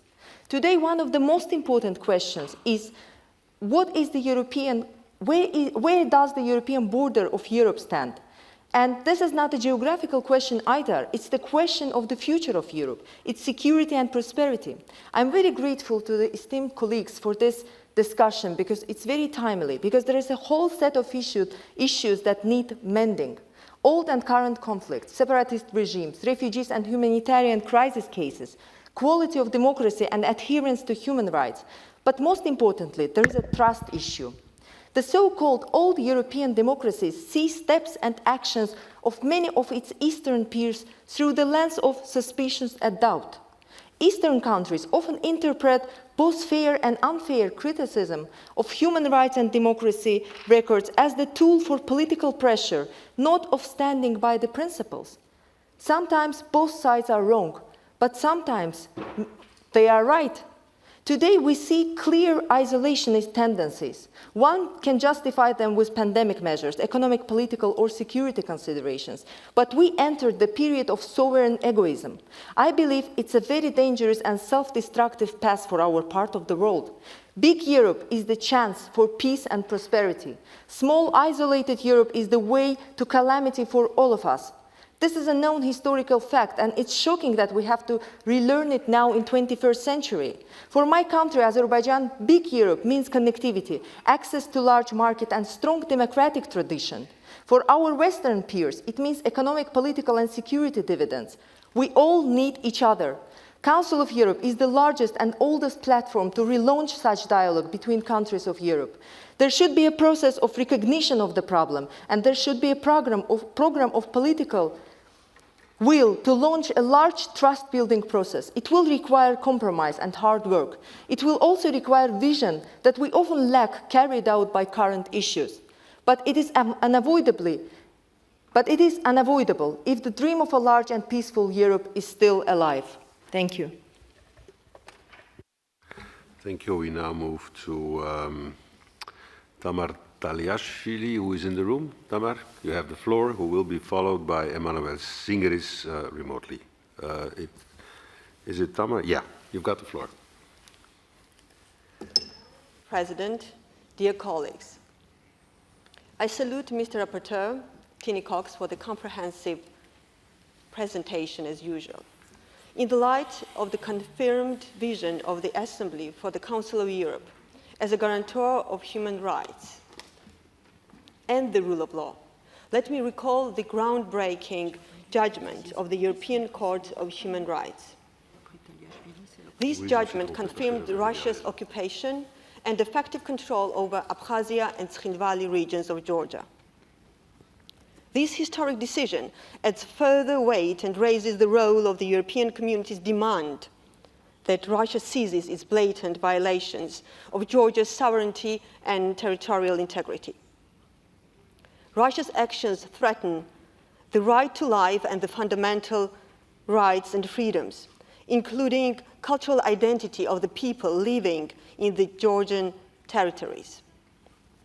For instance, recently, Zaza Gakhaladze was wounded and illegally imprisoned for more than 12 years by occupation force.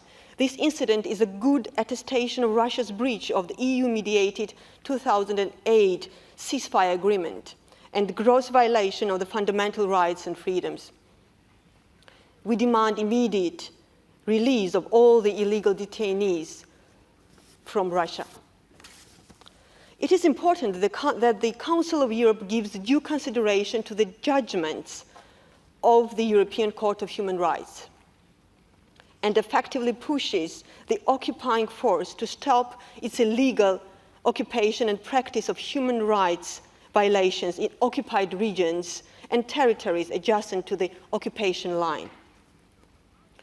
I recall impressive opening words by the President Rick Dames saying that it is important to be part of the solution. Indeed, strategic priorities of the Council of Europe should prioritize making of these solutions. Thus, within its priorities, I believe Council of Europe shall stress this strategic importance and play its vital role in resolving the conflicts peacefully and combat the threat to the territorial integrity of its member states. Thank you. Thank you. We now move to Reinhold Lopatka, who is in the room, I believe, who will be followed by Zia Altunialdis.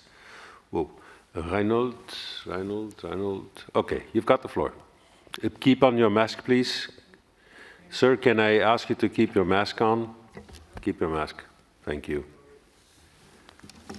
Thank you very much. I will speak in German. Es war heute Bundeskanzlerin Merkel, die gemeint hat, Europa hat die höchsten Menschenrechtsstandards.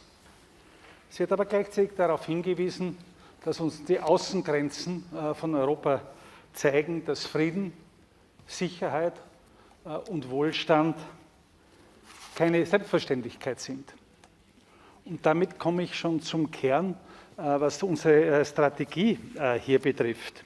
Grundwerte und Grundrechte dürfen nicht missachtet werden. Werden sie missachtet, dann geht das Vertrauen verloren. Und nichts ist für uns wichtiger als Einzelpersonen, als Politiker, aber auch für die Institution, für die Parlamentarische Versammlung des Europarates, als Vertrauen und Glaubwürdigkeit. Wenn wir das verloren haben, haben wir alles verloren. Und daher bin ich Kollegen Cox sehr dankbar hier für seine Arbeit, weil sie genau den Kern trifft, um den wir uns zu kümmern haben. Und je strategischer wir hier vorgehen, umso besser ist es. Wer nämlich die jüngsten Berichte von Amnesty International liest, was Mitgliedstaaten von uns betrifft,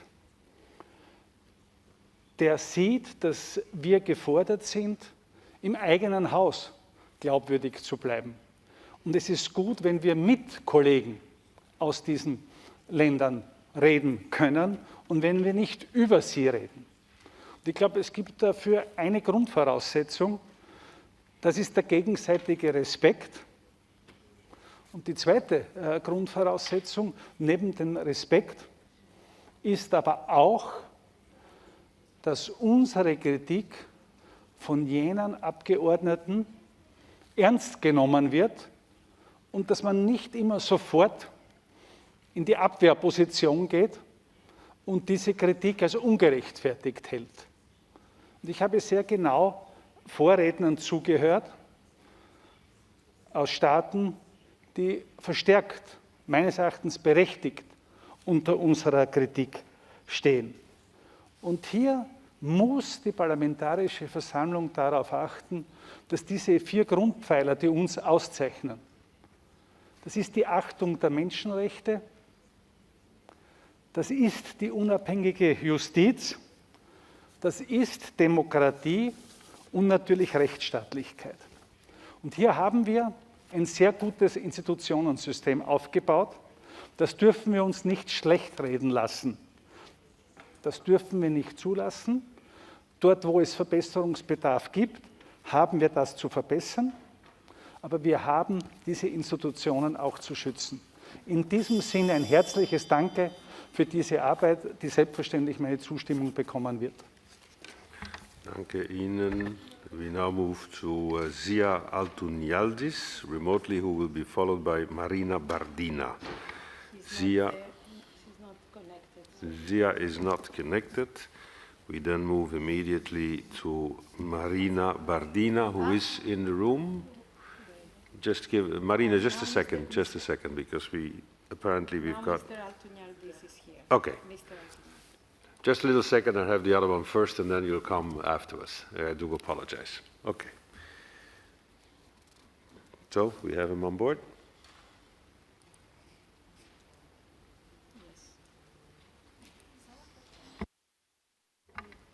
Okay, Zia, you have the floor.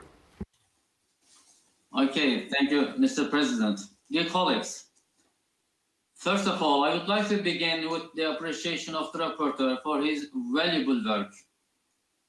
As we all know, the PACE and Committee of Ministers have been working in successful coordination, and this report aims to contribute on strategic priorities for the coming years of the Council of Europe. And I think we all agree on Council of Europe's main priorities are the human rights, the rule of law, independence and democracy.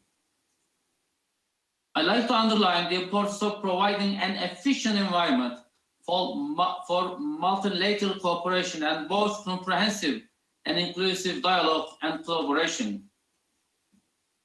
Dear colleagues, not only member states, but also the whole world try to combat with COVID-19 pandemic. And this tough fight has taught the importance of acting and sticking together.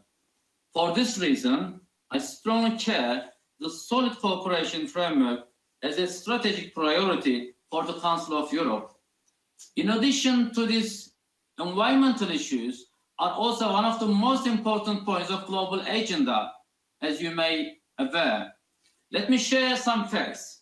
We are losing 1.2 trillion tons of ice each year. Average surface temperature has risen about 1.2 degrees Celsius, and global sea level rose about 20 centimeters in the last century. As we all know, clean water, clean energy, and combating with the climate change are a few of significant elements of 19 life-changing sustainable development goals. At this regard, I would like to underline that both PACE and Council of Europe's contribution to sustainable development goals are more than essential and valuable. Moreover, my dear friends, artificial intelligence is a technology that is transforming every work of life in every day. It is a wide-ranging tool that enables people to rethink how we integrate information, analyze data, and use the resulting insights to improve decision making. As I myself, as the chair of the subcommittee on artificial intelligence and human rights and the rapporteur of the report legal aspect of autonomous vehicle, do care that regulations about AI should keep on showing respect of human rights and democratic values, and they should be obtained as a result of comprehensive, inclusive, coordinated framework of among both national and international bodies. To conclude, my friends, I would like to thank for all the contributors for developing strategic priorities of Council of Europe. I believe these contributions would become significant policy recommendations, and the Committee of Ministers would kindly care about them. Thank you for kind attention. Thank you. We will now move to Marina, who is in the room, who will be followed by Emanuelis Zingeris remotely. Marina, I do apologize for just a moment ago, but do take the floor. Okay. Thank you.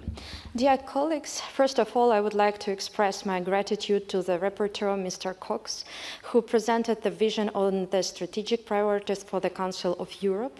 On the one hand, the report contains very important points, for example, the value of the Council of Europe multi-annual strategy on gender equality that is emphasized, and I agree that such complex document as strategy has become a powerful tool for mainstreaming gender equality in member states. It has been a good attempt to unify our approaches on women empowerment. On the other hand, discussed report is too idealistic. It does not correspond to the reality. It is true Council of Europe conventions as well as recommendations have become gold standards, but let's talk about their real implementation. It is clear that some member states, for example, the Russian Federation, ignores scope of international human rights standards. Despite all human rights violations committed by these states' authorities, its delegation still participates in assembly sessions. Significant weakening of the space sanctions mechanism as provided by the resolution on strengthening the decision-making process of the Parliamentary Assembly on powers and voting took place without any constructive steps by the Russian Federation, as well as against the background of Russia's non-compliance with its commitments and PACE resolutions. For this reason, I believe the report should be improved to respond to the real challenges the Council of Europe faces today. Thank you. We now move remotely to Emanuelis Zingeris, who will be followed by Erkin Kadirli. Emanuelis is not there? Okay. Yeah, but if they're not connected at their spot, we're going to skip it. Huh? We now have Erkin Kadirli in the room, I believe. Okay, Erkin, you've got the floor.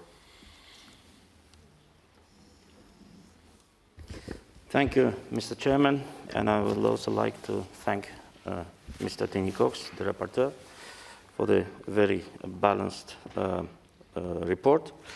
Although I have some disagreements, some of those disagreements are ideological. With some elements in this report I cannot agree from the legal point of view, but I don't want to be a troublemaker today. You know what we're witnessing now? Of course, it's a new reality. Big techs, artificial intelligence, pandemic. None of these problems were created by the member states. And in fact, as the practice shows, all member states, without any exclusion, were and still are unprepared and don't have a clue how to deal with these problems. And all these problems, not originated from the states, create additional problems for human rights. So, and this problem is duly reflected in the draft report.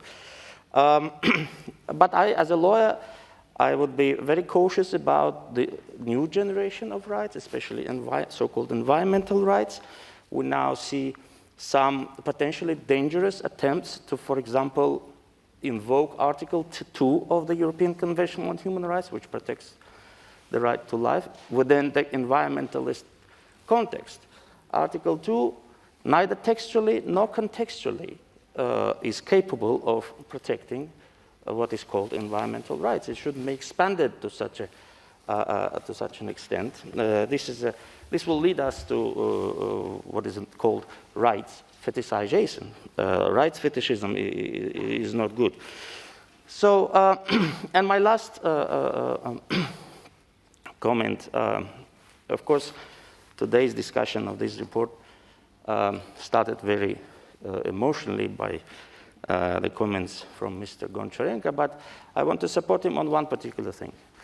I believe that this report should reflect the territorial integrity.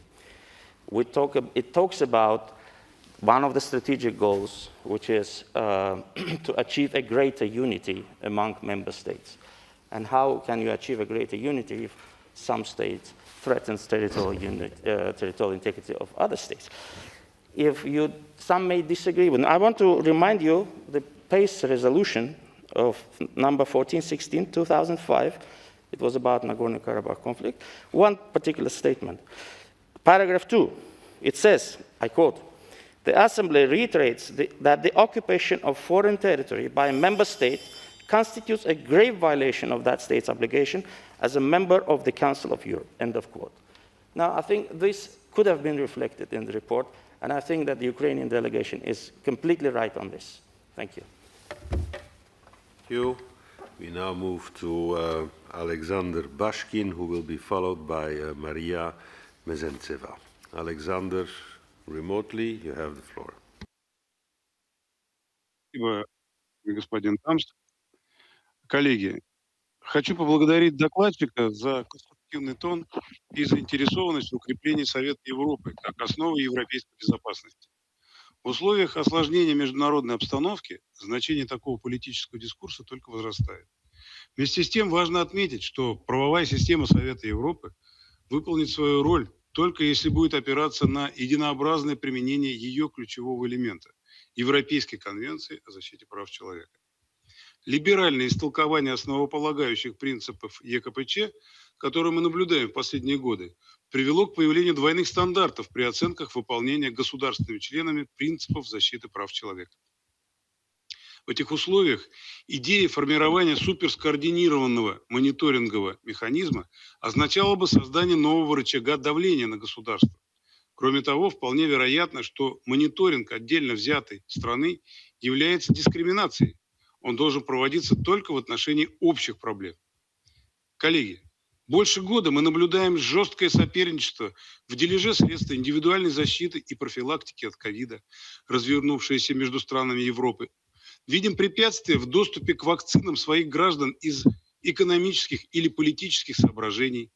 Ассамблее было бы важно проанализировать эту тенденцию, усилить поиск механизмов общеевропейского сотрудничества в совместной борьбе с болезнью.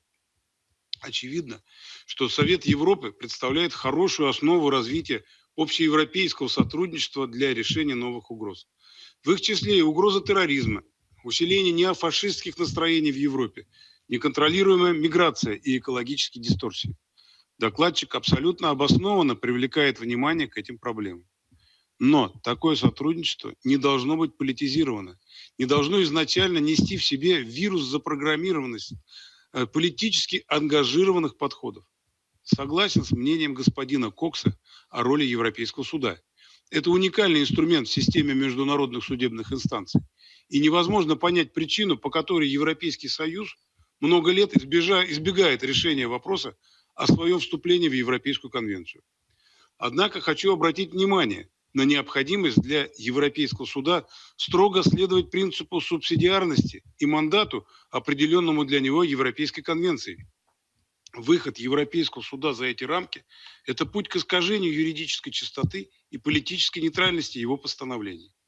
В заключение хочу особо подчеркнуть, что Ассамблее необходимо помимо назначения стратегических целей проводить регулярное изучение конкретных проблем, мешающих их достижению. Без такого анализа замечательный доклад уважаемого господина Кокса может остаться сборником благих пожеланий. Большое спасибо за внимание. Thank you. We now move to Maria Mezentseva in the room, who will be followed by Yulia Ovchinnikova. I hope I said that right. Maria, Merci le Président.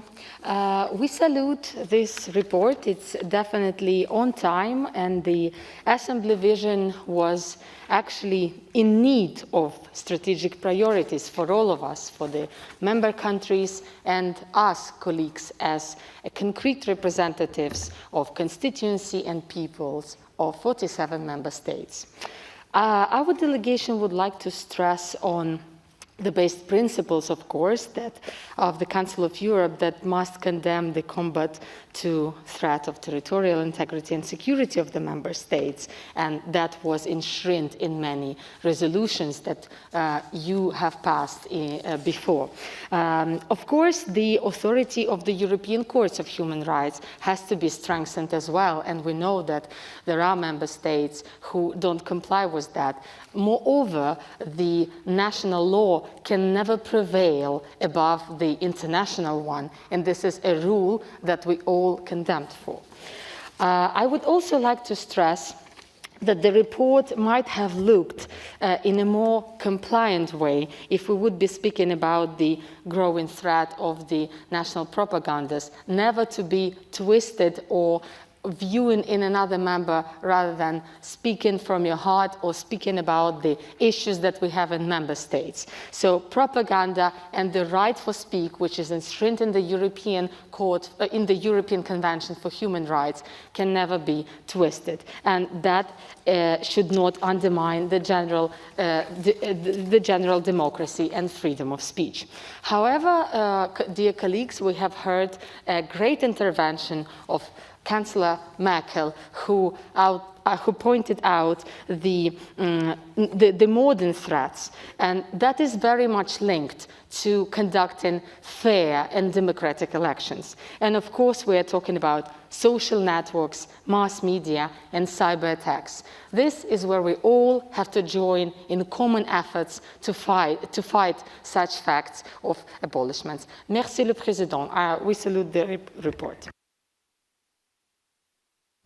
Thank you. We now move to Julia Ovchinnikova, who will be followed by Ingrid Skau remotely. Julia, you are in the room, I suppose. Yeah, you've got the floor. Thank you, Mr. President. Dear Mr. Rapporteur, dear Assembly, dear ladies and gentlemen.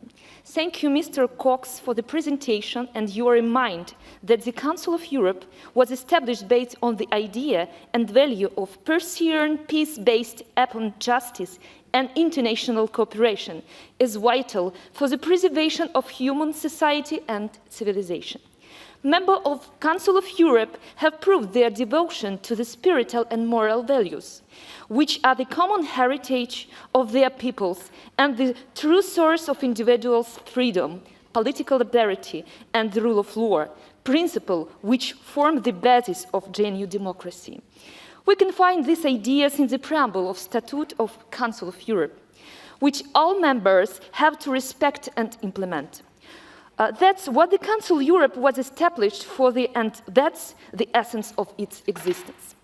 The report points out that the Council of Europe overall priority is to remain the guarantor of human rights and rule of law, independent of justice, the pillar of democracy security, to provide the uniquely platform for a multilateral cooperation in Europe. So great words, extraordinary ideas, but have they recently been fulfilled? And how could we react as the European community if some countries will try to manipulate it and use this form for their own political gain? The fundamental values and regulations of the Council of Europe, as well as the international law, have been grossly violated by the Council of Europe members' countries, which consistently violate the Statute of the Council of Europe and persistently ignores the Assembly resolution, rules of procedure, as well as fundamental values. It's undebatable that after 70 years of Council of Europe work, European countries still have threats to their territorial integrity and still face to the military aggression by one of the Council of Europe members. Goal 12 is dedicated to equality, national minorities, and non-discrimination. I do believe that it's highly important to translate Council of Europe standards to national policies. But first, we must call those Council of Europe members countries which haven't ratified the Framework Convention for the Protection of National Minorities and the European Charter for Regulation or Minority Languages for the Council of Europe to do this urgently. One of the strategic priorities of Council of Europe, global community as well as artificial intelligence. The Assembly adopted many resolutions and recommendations last year, and now it's high time for member countries to learn them, to raise awareness, to discuss how they can be implemented. But what to do to the resolution are ignored by individual members of Council of Europe. A new strategy should focus on real reaction. So I am MP and also support the Environmental Policy Council of Europe. Thank you for the attention. Thank you. We now move to Ingrid Skau, if she is connected. Is she? She's not. Then we move to the next speaker, who is Laura Castel. In the room, Laura, are you here? Staka? Okay, tiene la parola. Thank you, Mr. President. Oh, dear colleagues, I want to congratulate the rapporteur, Mr. Tini Cox, for this work, which focuses on the strategic priorities of the Council of Europe and what is most important, what is our vision about that. I want to emphasize several points of the report, which I believe are very important. Firstly, the Council of Europe's overall priority is to reaffirm as an independent forum for a comprehensive and inclusive dialogue. For us, for my party, is very important, this concept. Secondly, increasing challenges to freedom of expression and freedom of assembly need to be responded with firm action. Without meaningful dialogue, including with those who disagree, this is not possible. That's a very specific and important point. And finally, to stress the need to ensure a proper protection of parliamentarians and journalists.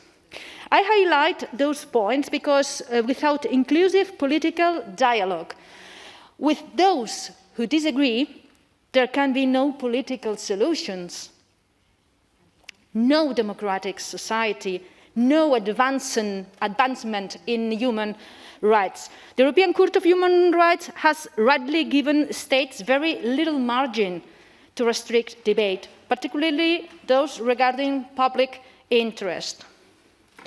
Indeed, the absence of dialogue deteriorates values, it nullifies us as human beings. Political adversaries became enemies, and the reasoning gives room to hate speech, populism, and the end of democracy. So, in conclusion, political dialogue for political issues, debate instead of criminal code, not using state powers against political opponents. That is the base of respecting democracy. Without the above, we risk having a new and very lawful despotism. Thank you very much. Thank you very much, Mr. Rapporteur. Thank you very much, Mr. President. Thank you. We will now have our last speaker on our list, which is Madam Ingrid Skau, remotely. Ingrid, you have the floor. Thank you so much, Mr. President and dear colleagues. Let me start by thanking Mr. Cox for this well-written and comprehensive report. And I also welcome the idea of a 4-year strategic framework for the Council of Europe. And I believe that Mr. Cox's report is a good contribution to the discussion on such a framework. Mr. President, fully support his vision on the strategic priorities, his recommendations and conclusions. I appreciate Mr. Cox's emphasis on the core values and the core tasks of our organization. And that's being a watchdog for human rights, and the second, monitoring and safeguarding democracy and rule of law. This should always be clearly underlined in any Council of Europe strategic document. And Mr. President, in order to succeed in this, we must make sure that our organization remains relevant and continues to be an attractive and unique platform for pan-European dialogue. We must also make sure that our member states fully respect their membership obligations. The solid legal framework provided by the Council of Europe must be efficiently implemented, especially the carrying out of the European Court of Human Rights judgments. Dear colleagues, the accession of the EU to the European Convention of Human Rights is listed as one of the strategic priorities, and Mr. Cox draws special attention to this in his report. This is an important priority. The political decision to work towards this goal was made at the highest level a long time ago.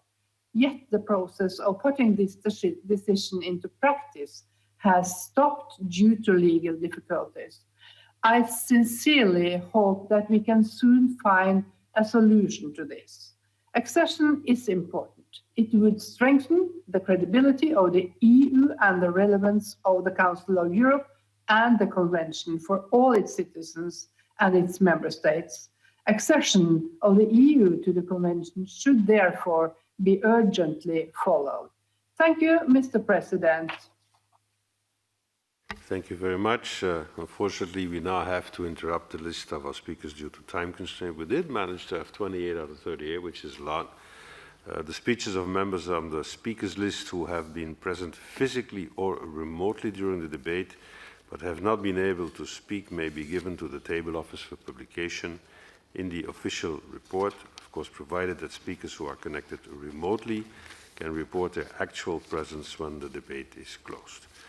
I remind colleagues that typewritten text must be submitted electronically no later than 4 hours after the list of speakers is interrupted. Before giving the floor to Mr. Cox, may I all remind that we are still in the middle of the voting for the judges, so please, for those who did not vote yet, I would suggest that you do so. Now I call on Mr. Cox, Rapporteur, Tini, to reply. You have 3 minutes.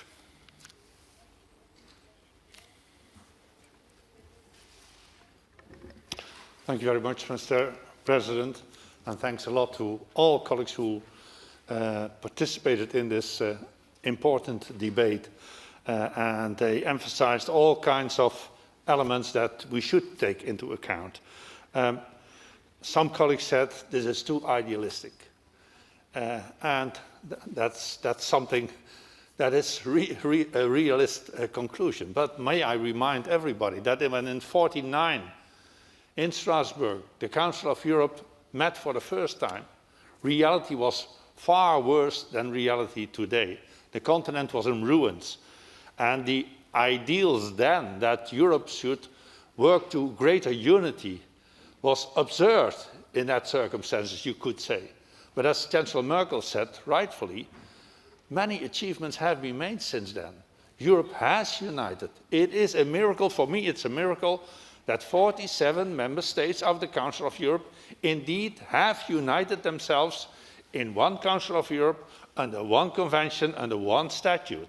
And yes, Mr. President, there are huge gaps between the ideals that are formulated in the statute and in the convention and the 200 other conventions and reality. And there are many expressions today in this hemicycle.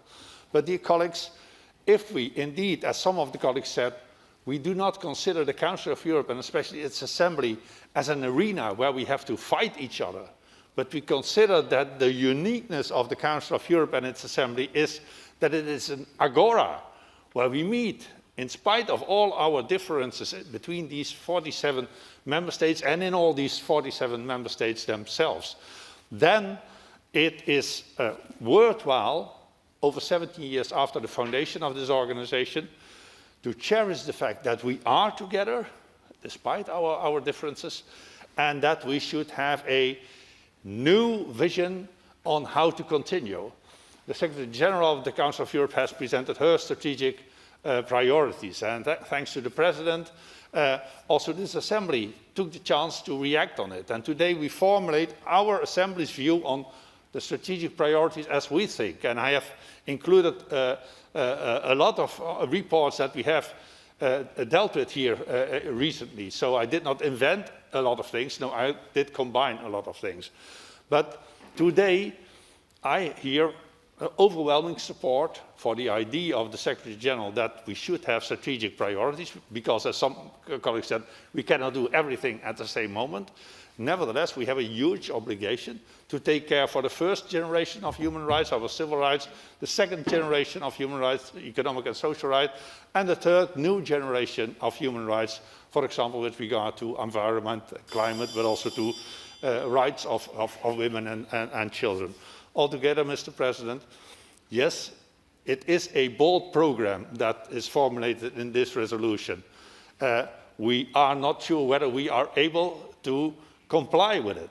But if we do not have the same boldness that our predecessors had over 70 years ago, then the Council of Europe is going nowhere. If we are courageous enough to formulate these strategic priorities, there is a chance that the Europe of the next 10, 20 years will be a better Europe as it is now, and that is an effort that is worthwhile to be dealt with. Thank you very much, Mr. President. Thank you very much, colleagues, for this fine debate. Thank you, Tini. I just got a small note from a SecGen on the basis of what you said, saying the Assembly is an agora, not an arena, right? Well, okay, you got a one-liner there. Put it up there. Mr. Chair of the Committee, do you wish to have the floor? You have so for 3 minutes. Your participation, both Secretary Generals, in this debate, and I would like to thank you as probably this is my first appearance as the Chairman of the Political Affairs Committee, to express my gratitude for your unanimous support yesterday in my election. In a few weeks, the Committee of Ministers of the Council of Europe will hold a ministerial session organized by the German chairmanship. This is the whole target of our exercise. On this occasion, the ministers are expected to consider the strategic framework for the Council of Europe on the basis of proposals by the Secretary General. In January 21, the President of the Assembly suggested that the Assembly should make a contribution to this discussion. The leaders of all political groups agreed, and accordingly, the Committee on Political Affairs and Democracy was asked to prepare a report, and I'm grateful to Tini Cox for completing this important work in just a few weeks, and for producing a concise but comprehensive report, which was adopted unanimously by the committee on 30th of March.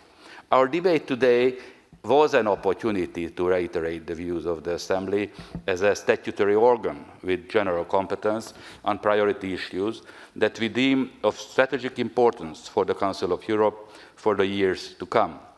This is fully in accordance with the statutory role of the Assembly and its responsibility as a political driving force, or agora, of the Council of Europe. I am grateful to many colleagues who have contributed to our debate today. This interest shows that you care for the future of our organization and that you believe in the work that we are doing here. I hope that our message will be heard by our colleagues in the Committee of Ministers, who are also to some extent welcome here. But our work does not stop here. As it is stressed in the draft recommendations submitted to you today, the Assembly shall continue its strategic reflection on the future of the Council of Europe, and the ways to do it, one is further increase its political relevance. Secondly, preserve and reaffirm its own identity as an independent forum for comprehensive and inclusive political dialogue and cooperation. And thirdly, ensure that it remains the pillar of democratic security. Yes, democratic security, which was asked by so many people here, and a successful and effective multilateralism, which we are all committed to. We stand ready to engage in a constructive institutional dialogue with the Committee of Ministers on this matter. Thank you very much for your attention. Thank you, Zsolt. The debate is closed. Votes on the resolution and recommendation will take place this afternoon sharp at 2, which will be like a few seconds after the closure of the voting on the judges. So once again, those who did not vote yet on the judges, please do so. It'll stop sharp at 2, and then I suppose, Tini, at 2 and 2 seconds or something like that, we'll start voting on the amendments. Thanks to the chair of the committee, thanks to you as rapporteur, thanks to all of you for having participated. Also, thank you, Secretary General, for being here, because it does imply the connection between the Assembly, yourself, and the Committee of Ministers. See you at 2 o'clock sharp.